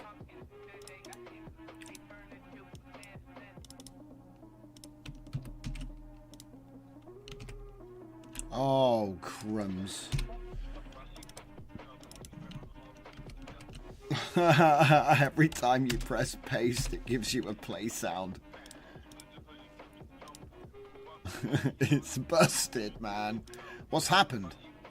Somebody get ChatGPT. Somebody call ChatGPT. Get this fixed. 100 and 150. Yeah. Okay. Image. What is it? Zenkai image prompt. Oh yeah, that's beautiful.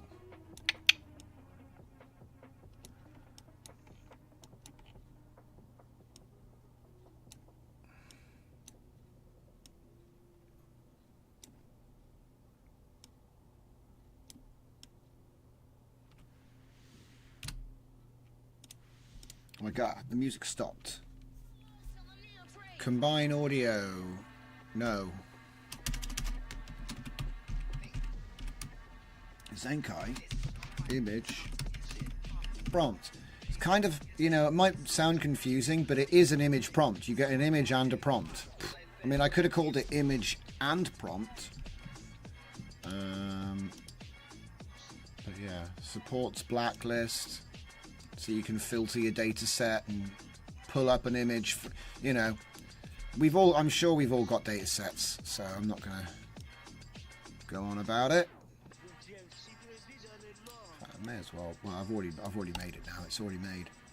It's done. Oh wait, no, it's not. I never saved it.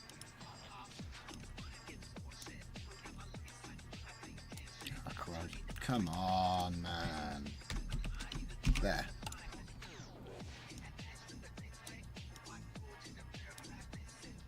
Hey, save as, and then export it.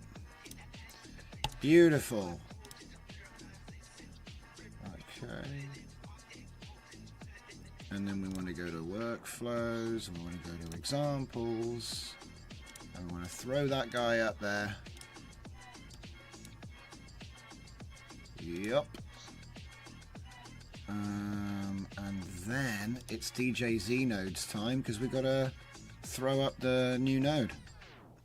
Or nodes, I should say, because there's two of them. Oh, should probably test out the new one as well, actually, before I do that. Because there is a new one now. We did the prompt inject v2. Yeah, it's not even on yet. Okay. Duplicate this tab, call it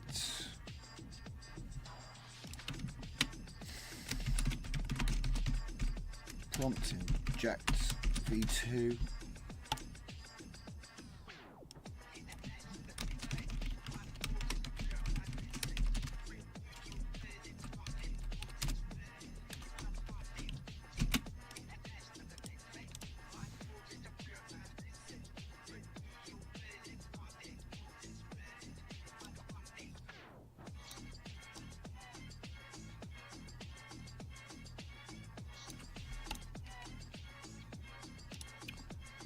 Give it a blast. Black Tom, can anybody give me the comfy video model workflows, create animations from starting image to an ending image? Yes, we've got Cosmos. Oh, yeah. Thank you, Fernicar. Big deal. Thank you very much. I appreciate that. Yeah, everything he said is correct.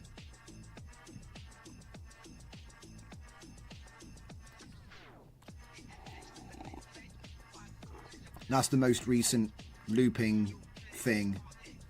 Yeah. There are older versions of loop motion which you'll find on Civet, but they are very, very slow and use old architectures. When I say very, very slow, I mean like 45 minutes for a couple seconds of looping footage. I mean, it gets the job done, but damn, it's slow. And that's why I'm a big fan of the new Cosmos ABBA. And it's easy to make your own pattern as well. You can do ABC, ABCBA, you know, whatever you want. Abracadabra. So let's just refresh this one. Could you repeat for the stream how to get your workflows for the new ones? Ah, yes. Okay. So easily, what it is, right, just for everybody here, if you go over to the DJZ Workflows GitHub, okay, it does have instructions. If you scroll down, you just run from a command line, git clone, and then this. And then if you're ever inside that folder in command line, you can do git pull, which will update it. That's all you have to do. And then you have one folder on your machine that has all the stuff. Now, something which I forget to mention sometimes on the run pod is they're actually already built into your, because it's set up, the way I set up the run pods is all of my workflows are bundled with the run pod. So when you have Comfy open, you'll actually just be able to click on workflows and you'll see that there's a DJZ workflows folder right there. So, you know, because it is actually worth git cloning it. I'll show you the location, in fact. Should we do it now? Yeah, let's do it now. This is actually a super easy thing. Ah, do you know what I should do? Let's get everything set up and do a thing. Yeah, we'll do a thing. Yes. Okay, so go here, go here, go here. Workflows. This is where we're going to put it. Is this... Hang on. This is machines 12. So what we'll do, I'll say... Go to there like that. Oh. Get rid of that. Get that to there. And then what do? We go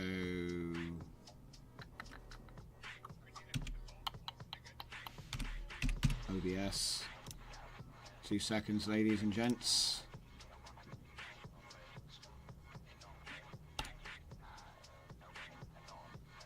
Remind me later. Later. Okay. Not a very good place to start. I guess I could go like... Have you been looking for a bunch of workflows and you just want them all in the same place? Well, you can get them directly from inside Comfy. All you got to do is this. That's a good start. All you got to do is this.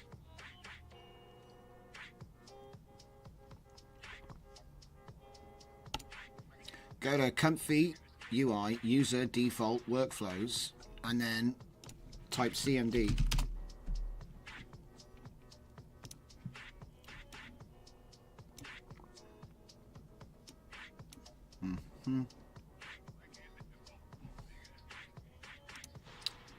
When the console opens, go over to my GitHub and grab the URL to clone. Grab the URL to clone. It's down the bottom, right there. Okay.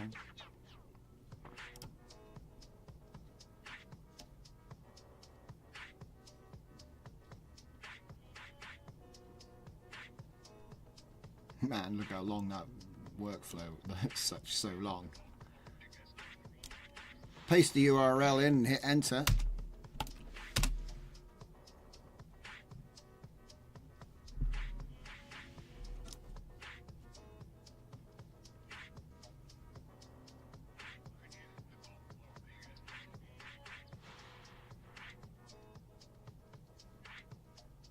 Okay. That's all, that's done now. Okay. So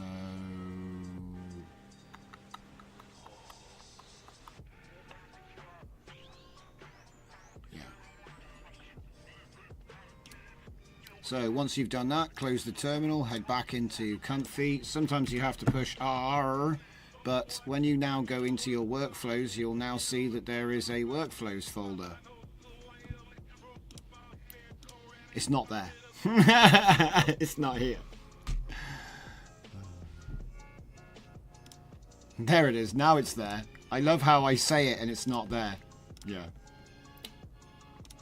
If you don't see it, just refresh your browser and there it is. When you open it up, you'll see all of my workflows are now available for you. Now there's two things I want to show you. The first thing is when you open up one of these workflows, there's two ways that you can do it. You can click on it, which will just make the workflow load, or, which is something a lot of people didn't know, you can actually drag it in. You can actually drag it in. You can actually drag it in. You can... I love it, mate. You can actually drag it. Yeah. Alright, now drag it in. Why won't it let me drag it in anymore? Have they actually taken that feature away? They have. Why would you take that away? Hang on a minute. I can't click and drag workflows no more. That was actually a really useful thing because, you know, you could like, you didn't need to copy paste stuff. You could like take two things and put them together and you could have like blocks. You could save blocks and yeah. So I don't know why they took that away, but it's not, I can't do it no more. Okay, so I'll edit that part out. Edit that part out. My God. All right.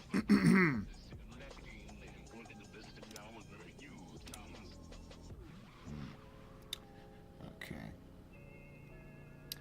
So where's that folder gone? Here's that folder, right? And the best part is, because I'm always adding new workflows to this, all you got to do is go back to that Comfy UI user default workflows, DJZ workflows, and if you do a CMD in here, open up a terminal, and then you can do a git pull to check for updates. We're already up to date, but no doubt tomorrow there'll be something else, and that'll stop you having to download this 300,000 times. So there it is. Little Tipperino.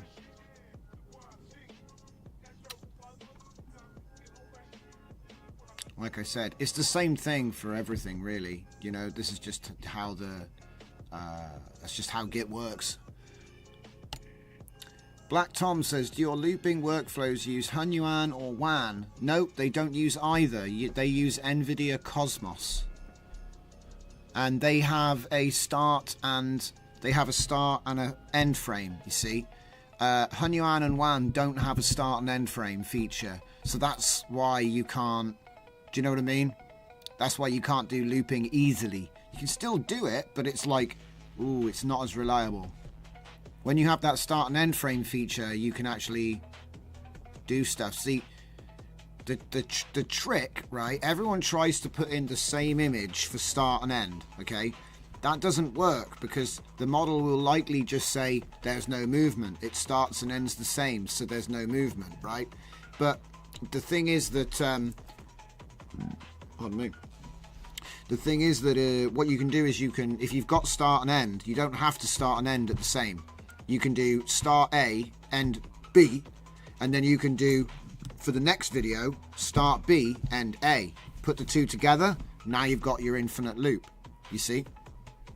But you still need to have that start frame, end frame, otherwise you can't put it together seamlessly. You've got to use interpolation tricks, okay? So anyway, what are we in the middle of right now? I've just showed everyone how to do the workflows because you asked. Yeah. And we were about to try a new custom node, which should now be available. So prompt inject v2. Oh, gonna have to refresh the page. Prompt inject v2. Okay. So if I go prompt inject v2, aha, check it out. Yes, nice. Okay. So it's going to be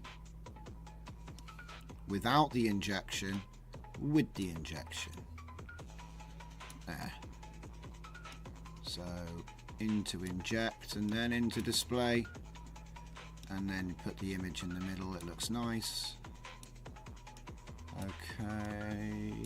And obviously the injection is going to be the XJX, because I know XJX is in the text files for this model. It's always got XJX at the beginning. Okay, so it's an easy example. I can just say no, I just say some text there. So some text, right? That's how the old one worked. So now if I switch it, some text now goes after the hook. Okay, so there it goes. That's all it was. Super simple. Super simple. Just make a knife. You can build the machine later. Put all the knives and hammers together and put them on spinning wheels. We call them agents. So yeah, I think this is a good example, so we can throw this up on there as well. Where are we? Examples. Okay, add file, upload.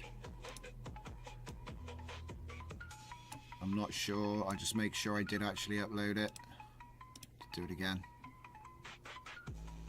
Alright, so now we can upload the DJZ node side of things with the nodes that we know work and actually, yeah. Cool. So obviously that's going to be... I can't see what folder it's in. There we go, 12, right?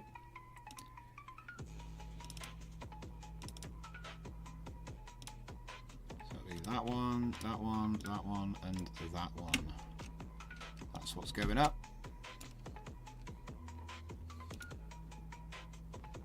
Okay. Now, I don't know what's going on with the update. The update's a bit weird. I'm not quite sure what it is. If you do git pull, you will get the latest nodes. If you do Comfy Manager, it might be only giving you the version which I gave them last, which might be like a week or two ago now. That would make sense.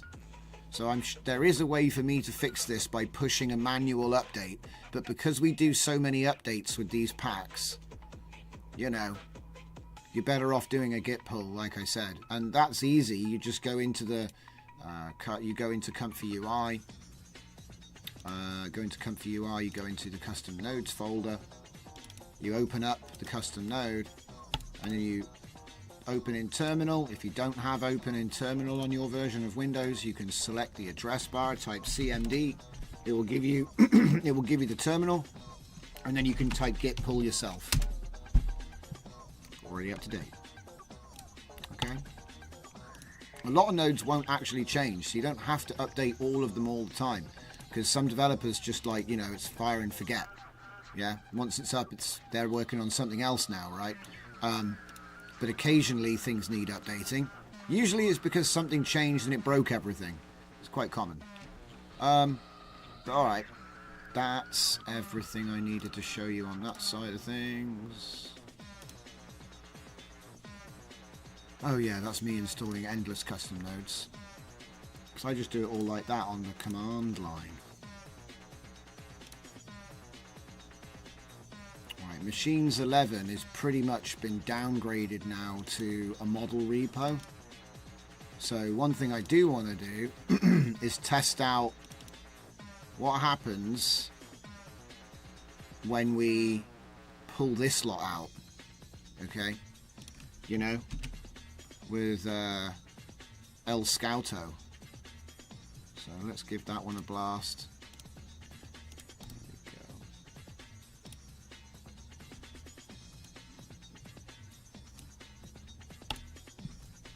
We test the run.bat. Run.bat. I want to run the enhanced version. Oh no! Okay, so the batch file doesn't work. Alright. Maybe it works with the first version, I don't know. That's okay. It's probably because it's got like a bunch of options in it which don't apply anymore. Python. I want to run Python with Python. Scout2.py. I hit tab, by the way, to get it to put that in. I'm just lazy. Alright.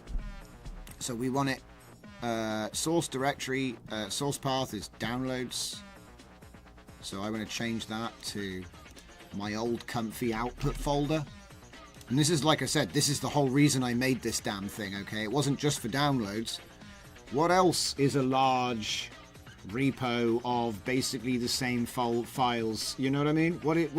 So I'm going to keep the folders because I use folders. But if you know, you don't have to. So it's up to you. So I'm going to put my old output folder in there.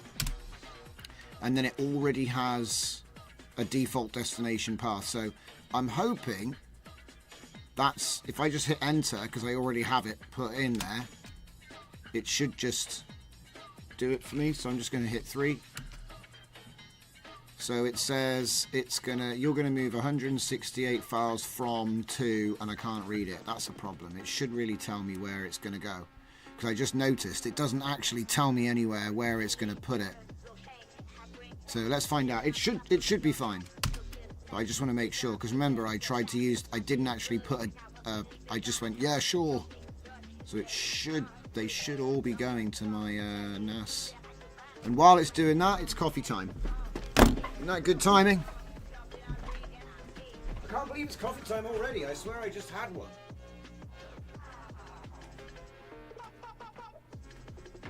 What the hell's going on? Hit a time warp or something?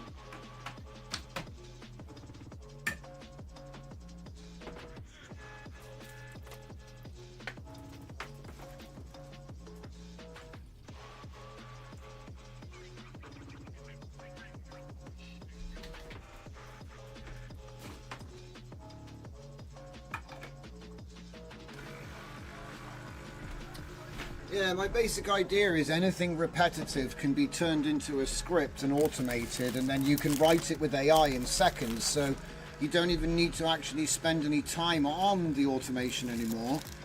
And if you test it well, it'll work great, and then that's how you can be working while you're working and double your output.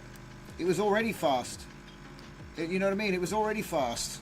But then you can double, triple, quadruple your output by having processes running on queues all the time. Because it would have taken me ages to do all this. You could say, oh, you just go copy and paste. But it runs really inefficiently with just Windows copy and paste. This is using multi-threading and all kinds of stuff. Like auto-resume and... I was tempted to put the dry run feature on, but I felt like it was showing off at that point. I was like, oh, we're going to do a dry run. Okay. So, I wonder, have I missed any comments? I don't think so. Thank you, Fernicar, for answering that one earlier. It's really helpful. Please do spam links to stuff I've done if people ask like that. Actually really helpful. So, what's interesting about this though is I often use the subfolder folder, and I bet that contains a butt ton. Yeah, there's like 15, 16 gigabytes of images in folder, right? That's all my Flux outputs from I don't know, when was this folder created? It was created on the 15th of February. So that's, so in 2 weeks, so in 2 weeks we did 16 gigabytes of flux output, right?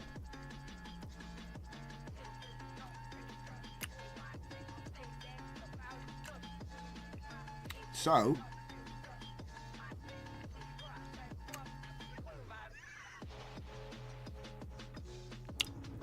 what I'm saying is the next time I copy a big photo folder,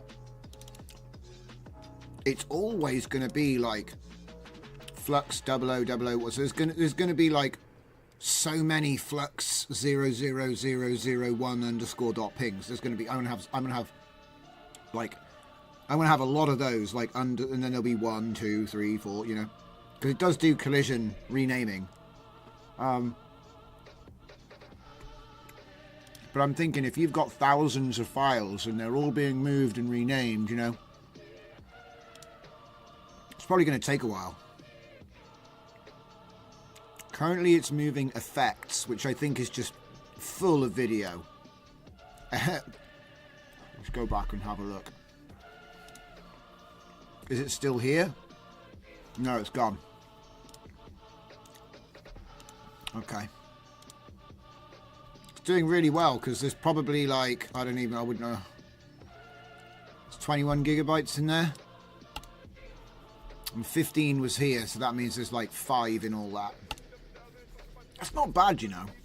That's not bad because I know there's a lot in Skyreels and there's a lot in WAN vid.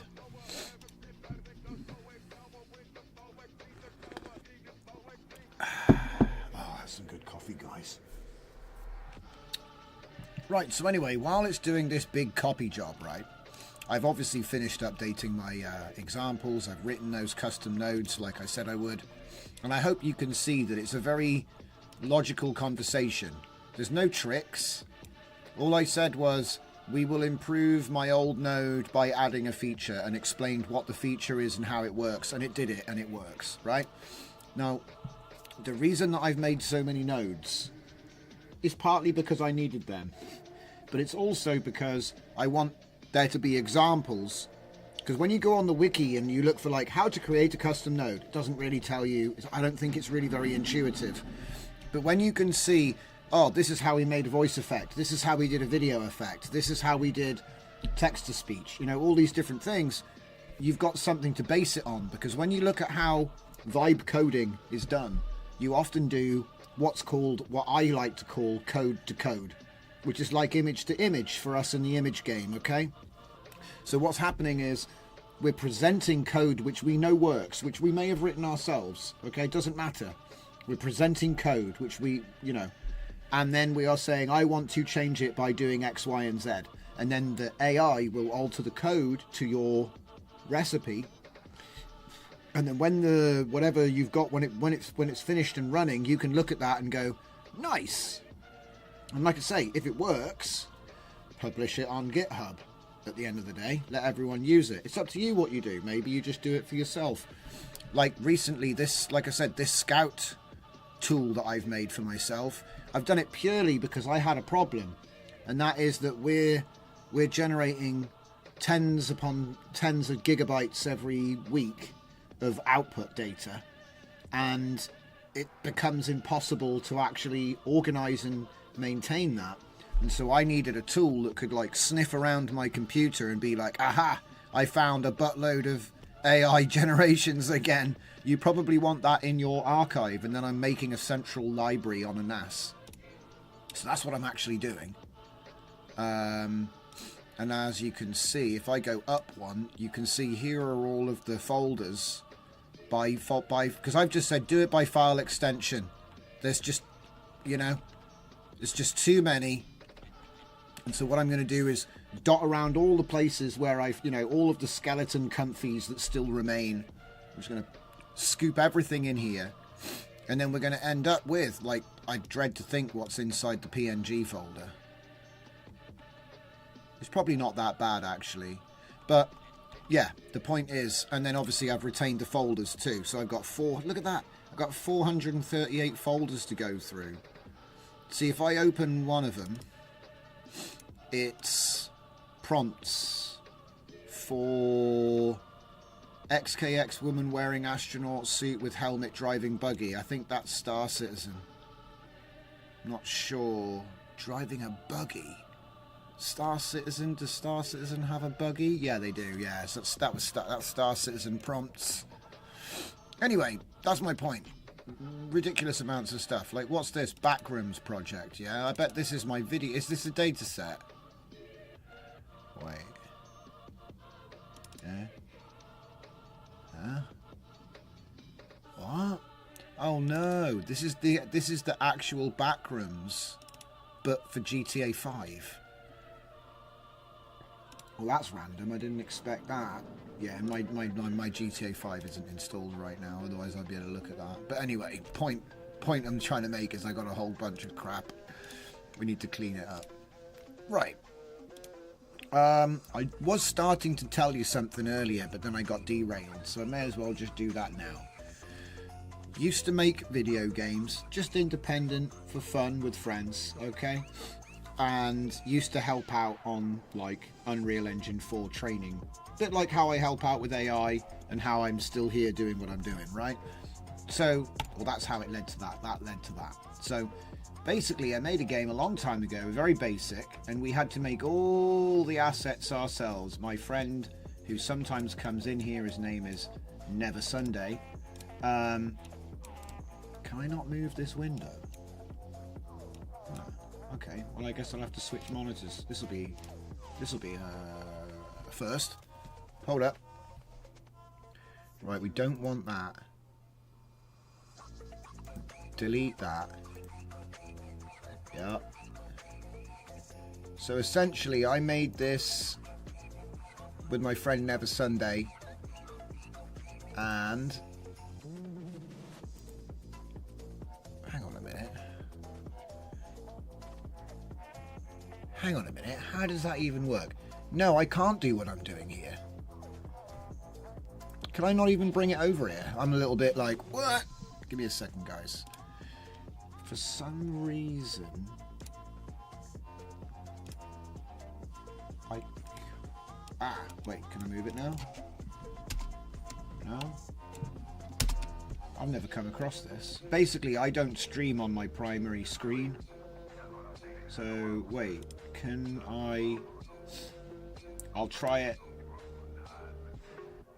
this way, and if it doesn't work, I'll just shut up about it, because I guess I can't show you. Which is kind of useless and lame. Oh, mate. Okay. Can we move this? Oh, man, it doesn't move. I can't even show you. Oh, that's brutal. Okay, right. Well, if I can't show you, I guess I'll just show you the intro video, because it does have one. Close it! So anyway, what I'm dribbling on about that was supposed to show you, like, you know, something, is a little 2D video game I worked on ages ago, and it never came out due to reasons. Where's the video at? There's the video. We can just play the video. No sound, but that's okay. Oh man, that's some pixelated video right there. So anyway, it's very simple because the textures took so long for us to make, and my buddy did a great job putting them all together, okay? It's not like anything crazy, but what we want to do is we want to use AI to finish the game now, because we think that it's at a point where definitely the textures that we're missing can be redone, and I might even be able to redo some of the logic as well, make it better, like add particle effects and things like that. But yeah, it's nothing crazy, guys. It was actually just like a little, we just built it over time. I think it took us like 2 weeks to put together, and then we sat on it for a couple of months. But I think that it's time to finish it, because it's literally just sitting there on Steam like, when's it going to be out? You know? There is a free demo that you can play, which is like the first level up to the first boss or whatever, so if you want to mess around with it, go ahead. But expect to see more on that as we start actually using it. And what it does is it allows me to make new workflows which are sort of like aimed at supporting game development. Alright, so that's the little sort of announcement on that one. So yeah, I hope you guys find that interesting, because like I said, somebody said to me when we showed the Unreal that it wasn't engaging because it was too dry. Do you know what I mean? It was too much, nothing really tied to AI for too long. And so because I have a game which is basically feature complete, it just needs more graphics. That means that we can spend most of our time in comfy making workflows to make new sprite sheets, new objects for the map, that kind of thing, new textures. You know what I mean? That's the idea. Maybe we'll generate more sound effects. I will say, I recorded all the sound effects with my buddy. It's actually kind of funny to play. It's actually kind of funny. Anyway, so yeah, we're going to use AI to finish the game. It's one of my, literally, I had a call with the guys I worked with, and I was like, yeah, I think it's time. Because, you know, the amount of stuff we could do. With the TTS stuff, I could make every NPC have spoken lines. It's quite crazy. Don't know if I'll do that. We'll see. But there'll be videos on all of it. So, right. So, let's see. Is it finished this now? Yep, look at that. It's done. Look at that. Wow. It's gone. It's cleaned out. Are there any other big folders on Comfy UI that I need to... Input folder. Oh. Right, now for the input folder, do I want to retain these? Nah, there's nothing even in them, so... Alright, so we'll grab the input folder, run the scout, put it to the input. Ooh, it looks like there's a bug with the default destination path. It only works once and then it goes to dot. So yeah, we don't want to do that. Yeah. There is a way to use Scout with command line, by the way, so you can like literally define the mode, define the path. You don't even need to do this, you know, Python run interface. Have I even got it still open on the screen? Can I show you? Yeah, I can. So we also, here we go, look at this, let's open this up. So you can use it like this also. You can use scout2-s URL, or sorry, path, -d path. I don't know. Oh yeah, and also -m copy mode. That's how you get, because by default it's in move mode. So I don't know, I've never tested, but I think you might be able to go Python scout pi -s-d and then --, you know what I mean, deep freeze. I'd love to test to see that actually does work, because a lot of it's untested. You see what I mean? A lot of it's untested.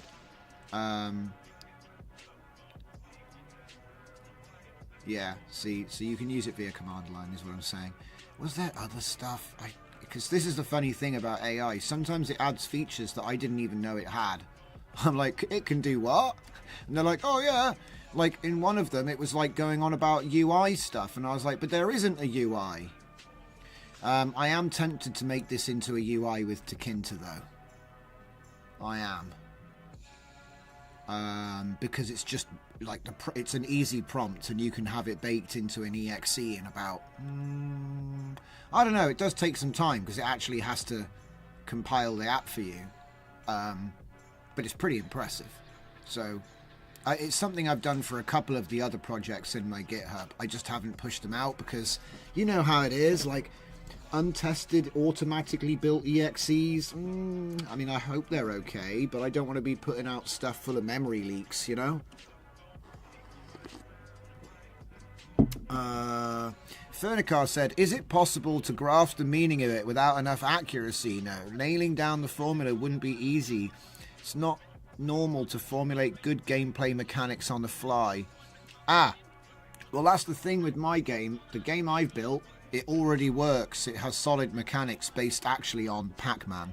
It's actually based on Pac-Man. The core of the gameplay is Pac-Man. But it also has elements of... I don't even think you'd call it... It's not really Streets of Rage, but, you know, it's like a melee game with swarm enemies. When did we start making this? I think it was supposed to have been released on the 7th of March 2018. You see, it's a personal thing. I think I mentioned it before. My mother passed away or was getting very unwell, and so we were like, do you know what, maybe it's time to spend some time with family, and so the game never got finished. Do you know how it is? Priorities, man. Life comes first. So and we never charged anyone, do you know what I mean? We did this for free. We did it all for free. We never did a Kickstarter, nothing like that. We literally were just like, we're just going to make a game. And it is quite fun to play. There are bugs though, and like I said, what I think I'll do is reboot by adding new graphics, new user interface, all that kind of stuff. All the stuff that's easy for us as comfy artists. Okay. How are we looking on the scouting? Oh yeah, that's right, it wants the other path. I don't want to get sidetracked and forget what I'm doing. There it is. So the path, the destination path, right there, put that in. And I'm going to use... I think it's just a folder with nothing in it. So I'm just going to use normal mode. 70 files.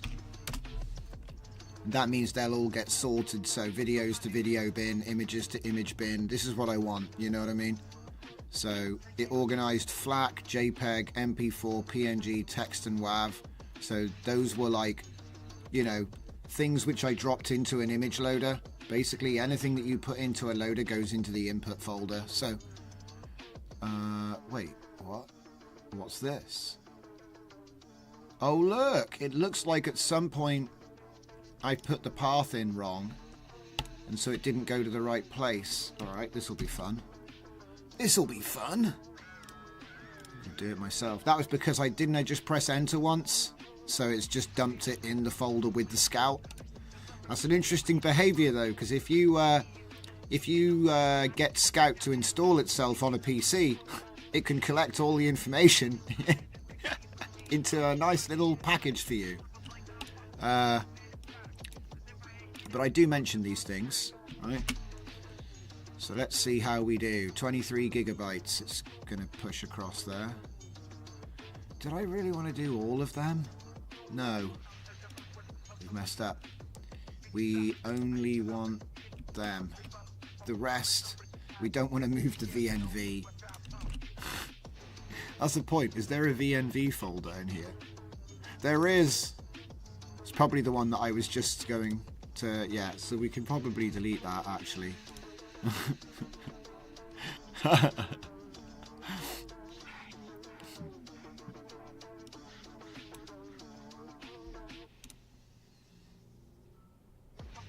Okay, now what else?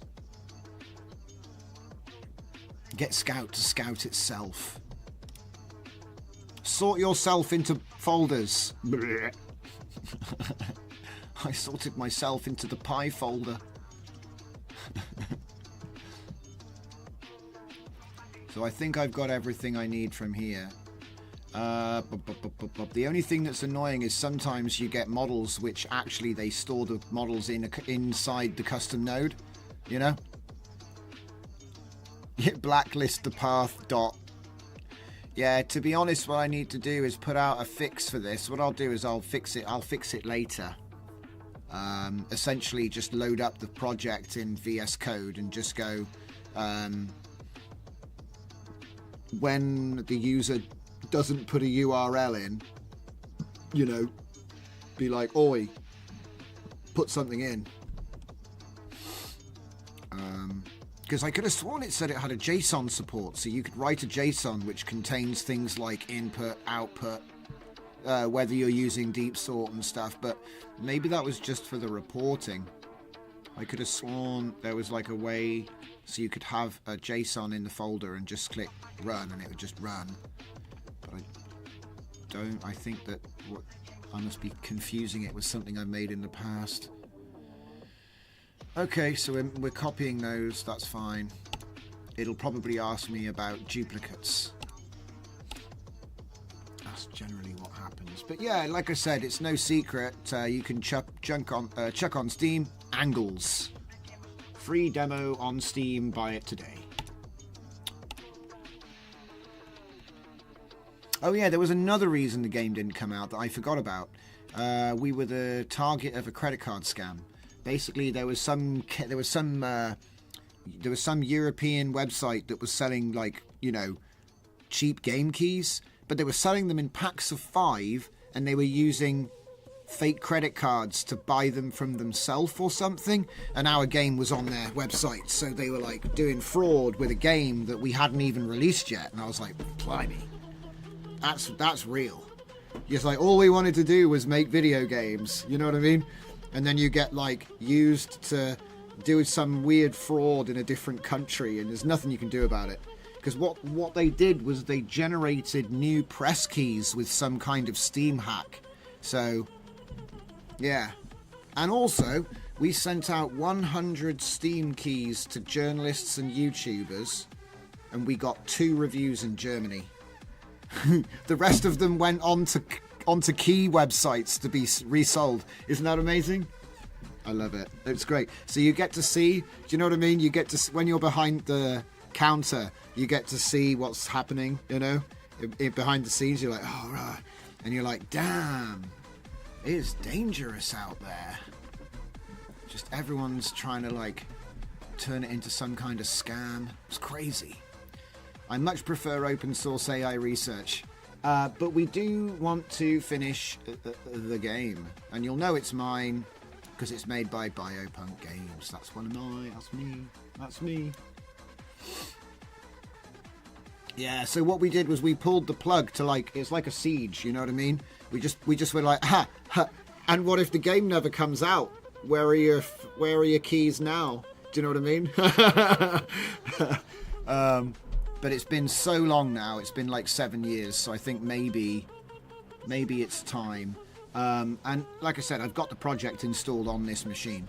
So it's literally a case of opening it up and then back engineering my asset so that I know like what size the images need to be and stuff.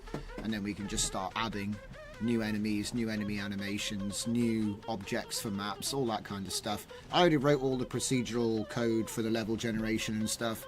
So, yeah, I know Fernicar, it's true. He just said, for anybody who can't see the comments, if you didn't notice that scam, you could be entangled with them. And yeah, it's true. You might, you know what I mean? You can end up becoming unwillingly complicit with international fraud. Do you know what I mean? It's really, you got to be careful. Got to be careful. I think we just got lucky, really. But the way we reasoned it was, we've got no money. So we've got nothing to lose, you know what I mean, at the time. We were like, well, we've got no money, because, like, literally all the money we had was going on, like, licensing Maya, you know, stuff like that. Right, have we finished the copy job? I think we have. So that's another successful hoovering, right? Now, there is another Skywalker. So let's just check if this one... I might have already done this one, because... Oh. No, I did not. I did not already have done that one, though. So you know what we got to do. It's time to run the scout. So that's the new folder. So this would be Machines 10. So this would be like just before Christmas. We're going to go, let me decide, because look, same name, different file. So we're going to keep them all. Okay, and then if I get my network path again, because this is like the big NAS extraction, that's what's going on.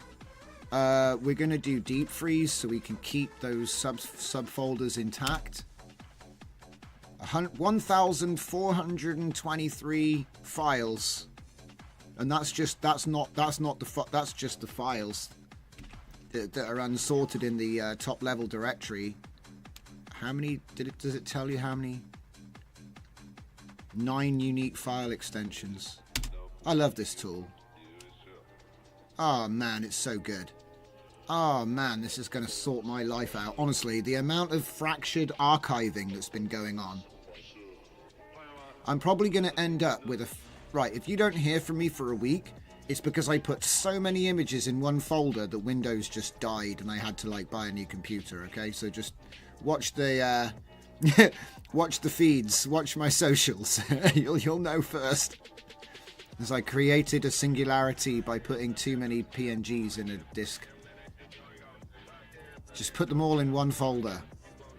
See, I have been trying to come up with other things, so like maybe there's a feature which you know, can sort them by dimensions or sort them by size. You know what I mean? That's the other thing I want to work on.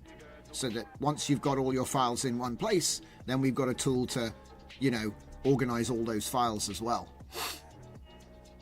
So what do we got here?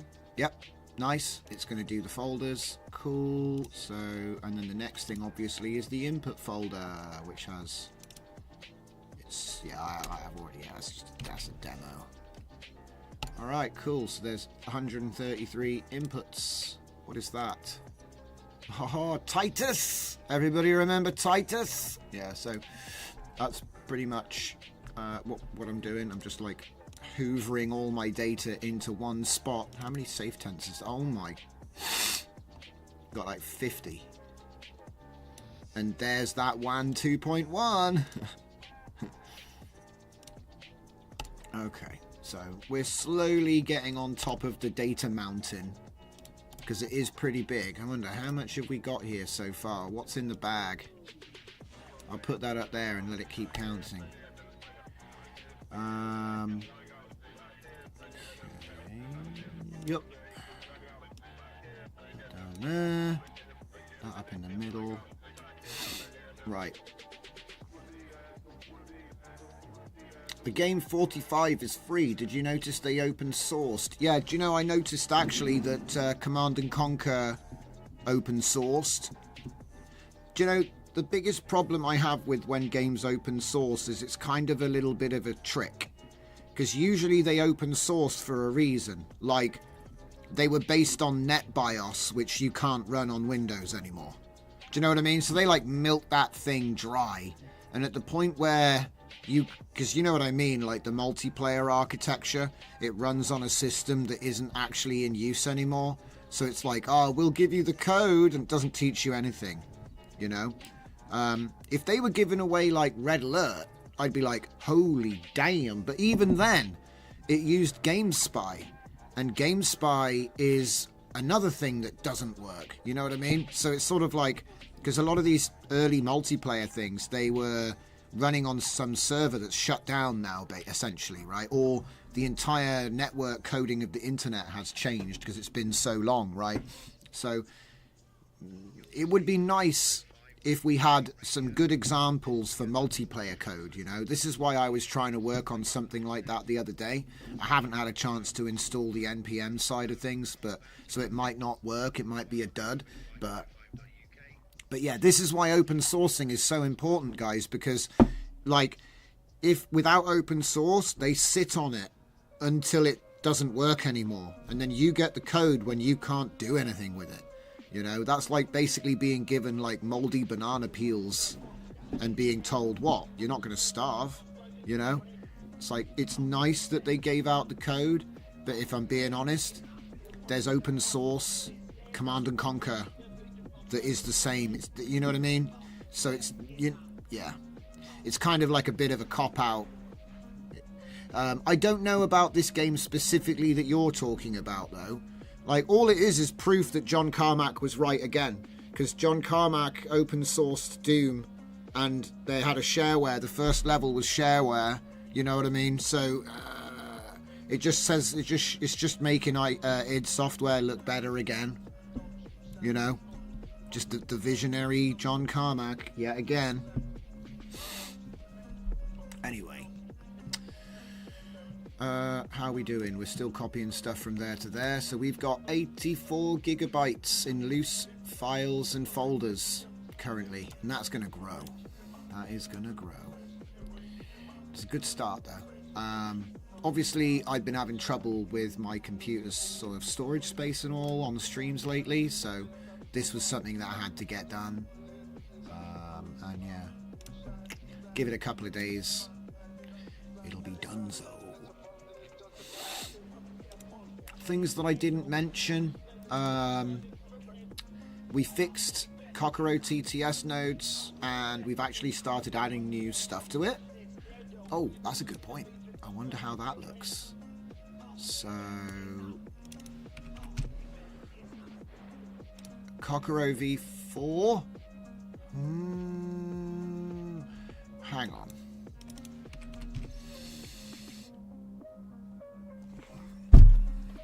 Why am I... Why do I get a funny feeling that this is also outdated? Hang on a second, guys. I just need to check something real quick. I could have sworn that... Did we never upload it? I think we never uploaded it. This is bad. So, I think maybe what I did was did an update and then didn't upload the Git. I didn't push it. I mean, there's a first time for everything. Let me just see. If I go into 11, and this is why this is one of the reasons I never delete an old comfy, because then you suddenly start going, oh yeah, look at this. Oh wait, no. Huh. That's weird.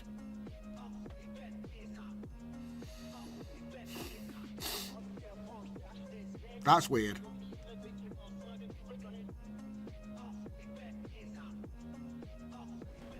Hang on a minute. I'm losing my mind here. We updated Kokoro.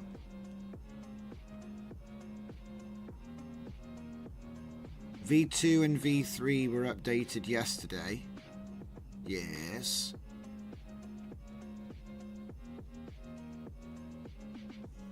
Scratch his head. I'm super confused.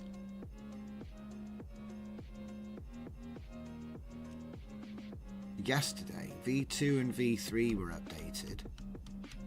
That was because I fixed the bug where it was making .kkv.mpy at the end of the file name.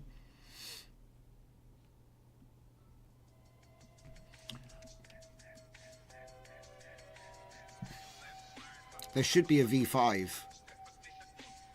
There should be a V5 here.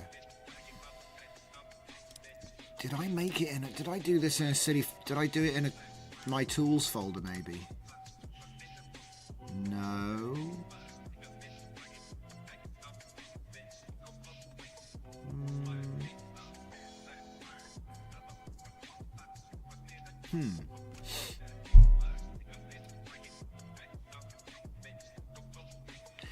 Yeah, but I'm looking on my GitHub and it's not there either. So now I'm starting to wonder, did I screw something up today by deleting a file?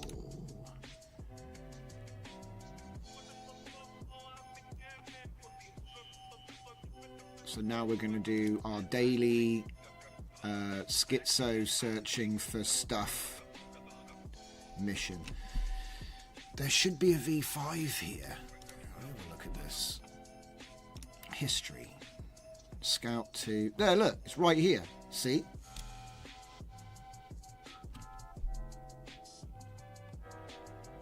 It's ready to use. I even tested it. I know it works.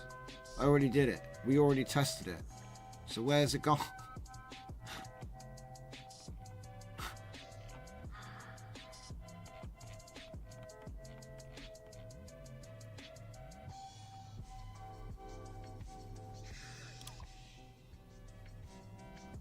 I would have run it from inside DJZ. So, I mean, is it possible I went back to the wrong one? Because this is, again, this is what happens when you have, like... I've got 3 of them at the moment. So, did I go into the wrong DJZ nodes is the first question, right? So, let's have a look at... Wait. 28th of February. Why is there an update to my... like, last year's comfy? Yeah, here it is. Ah, nuts.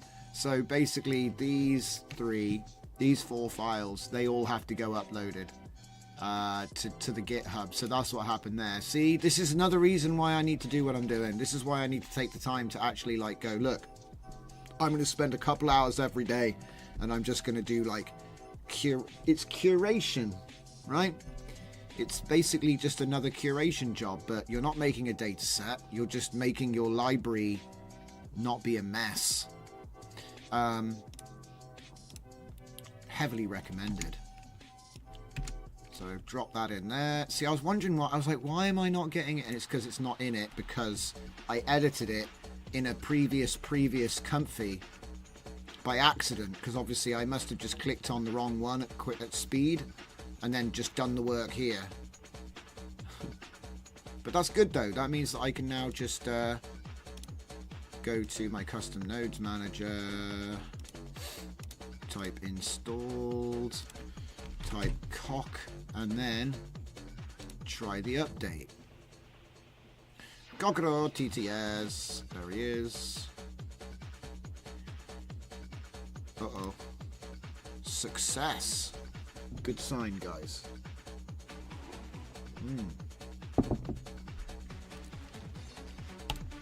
Restart is required.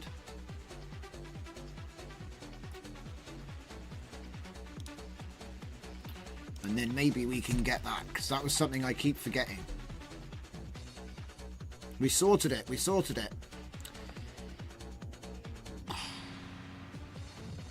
So this will be a good test as well, because if I get the nodes I just uploaded,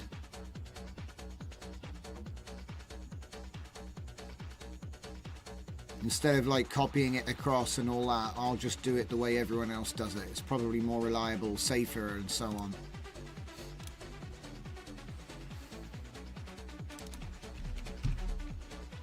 Hey, voice shape blender, baby. Right, so let's just mute these.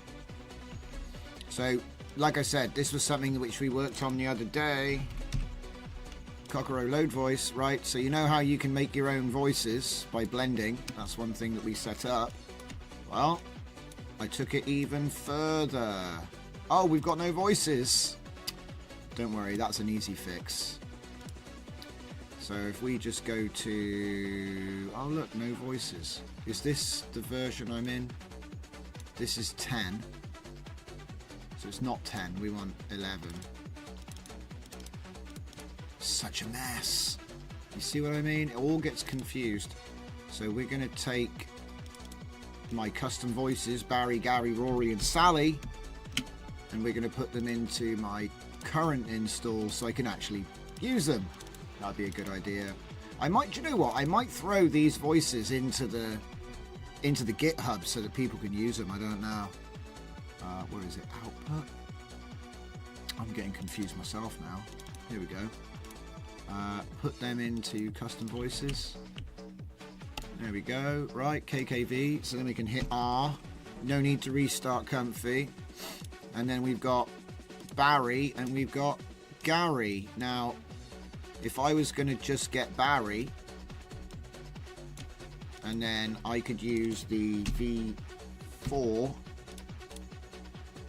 which takes a voice only, just one voice, right? Could do a preview audio there, preview audio there. Okay, and then let's just say...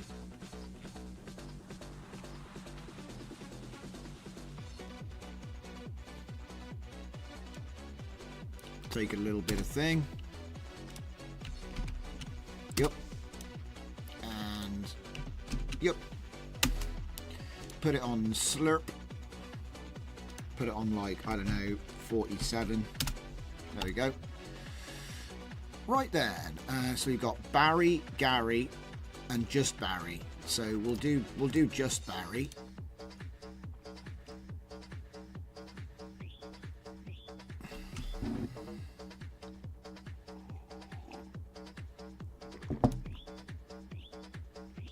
Oh yeah, turn my speakers up. Deep sort recursively organize files in all subdirectories. Deep sort recursively organize files in all subdirectories. Okay. So let's go down to like 42 here.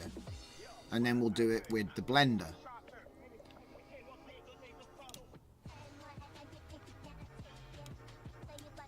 Deep sort recursively organize files in all subdirectories. Right. Deep sort recursively organize files in all subdirectories. Deep sort recursively organize files in all subdirectories. And like I said, as you move it from A to B, it'll become more like Barry or more like Gary. Okay? So obviously the next thing to come would be the ability to save loaded blends. Right? So in case you're sort of like going, what the hell is this all about?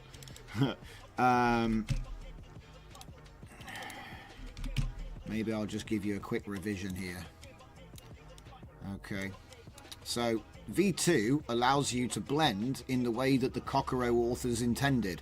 0.5 sum-weighted blend. Okay?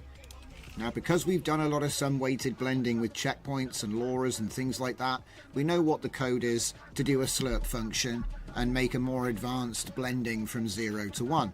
We have to do it all the time in AI. So what I decided to do was implement that slurp function for the numpy shapes of the two voices. So you can pick any two voices and then you can blend them and make a new voice, right? So once we've done this, obviously this only has one decimal place, yeah? It won't let you do 0.56 or whatever. So you only actually get 10 combinations there. But the point is that you can experiment with blending. These are the voices that come in the voices.bin embedding that came with Kokoro, okay? So that's like part of the actual text-to-speech architecture, right? So what we've done then is created save voice, because essentially what it is, right, is that these are just numpy shapes. The voices are just numpy shapes.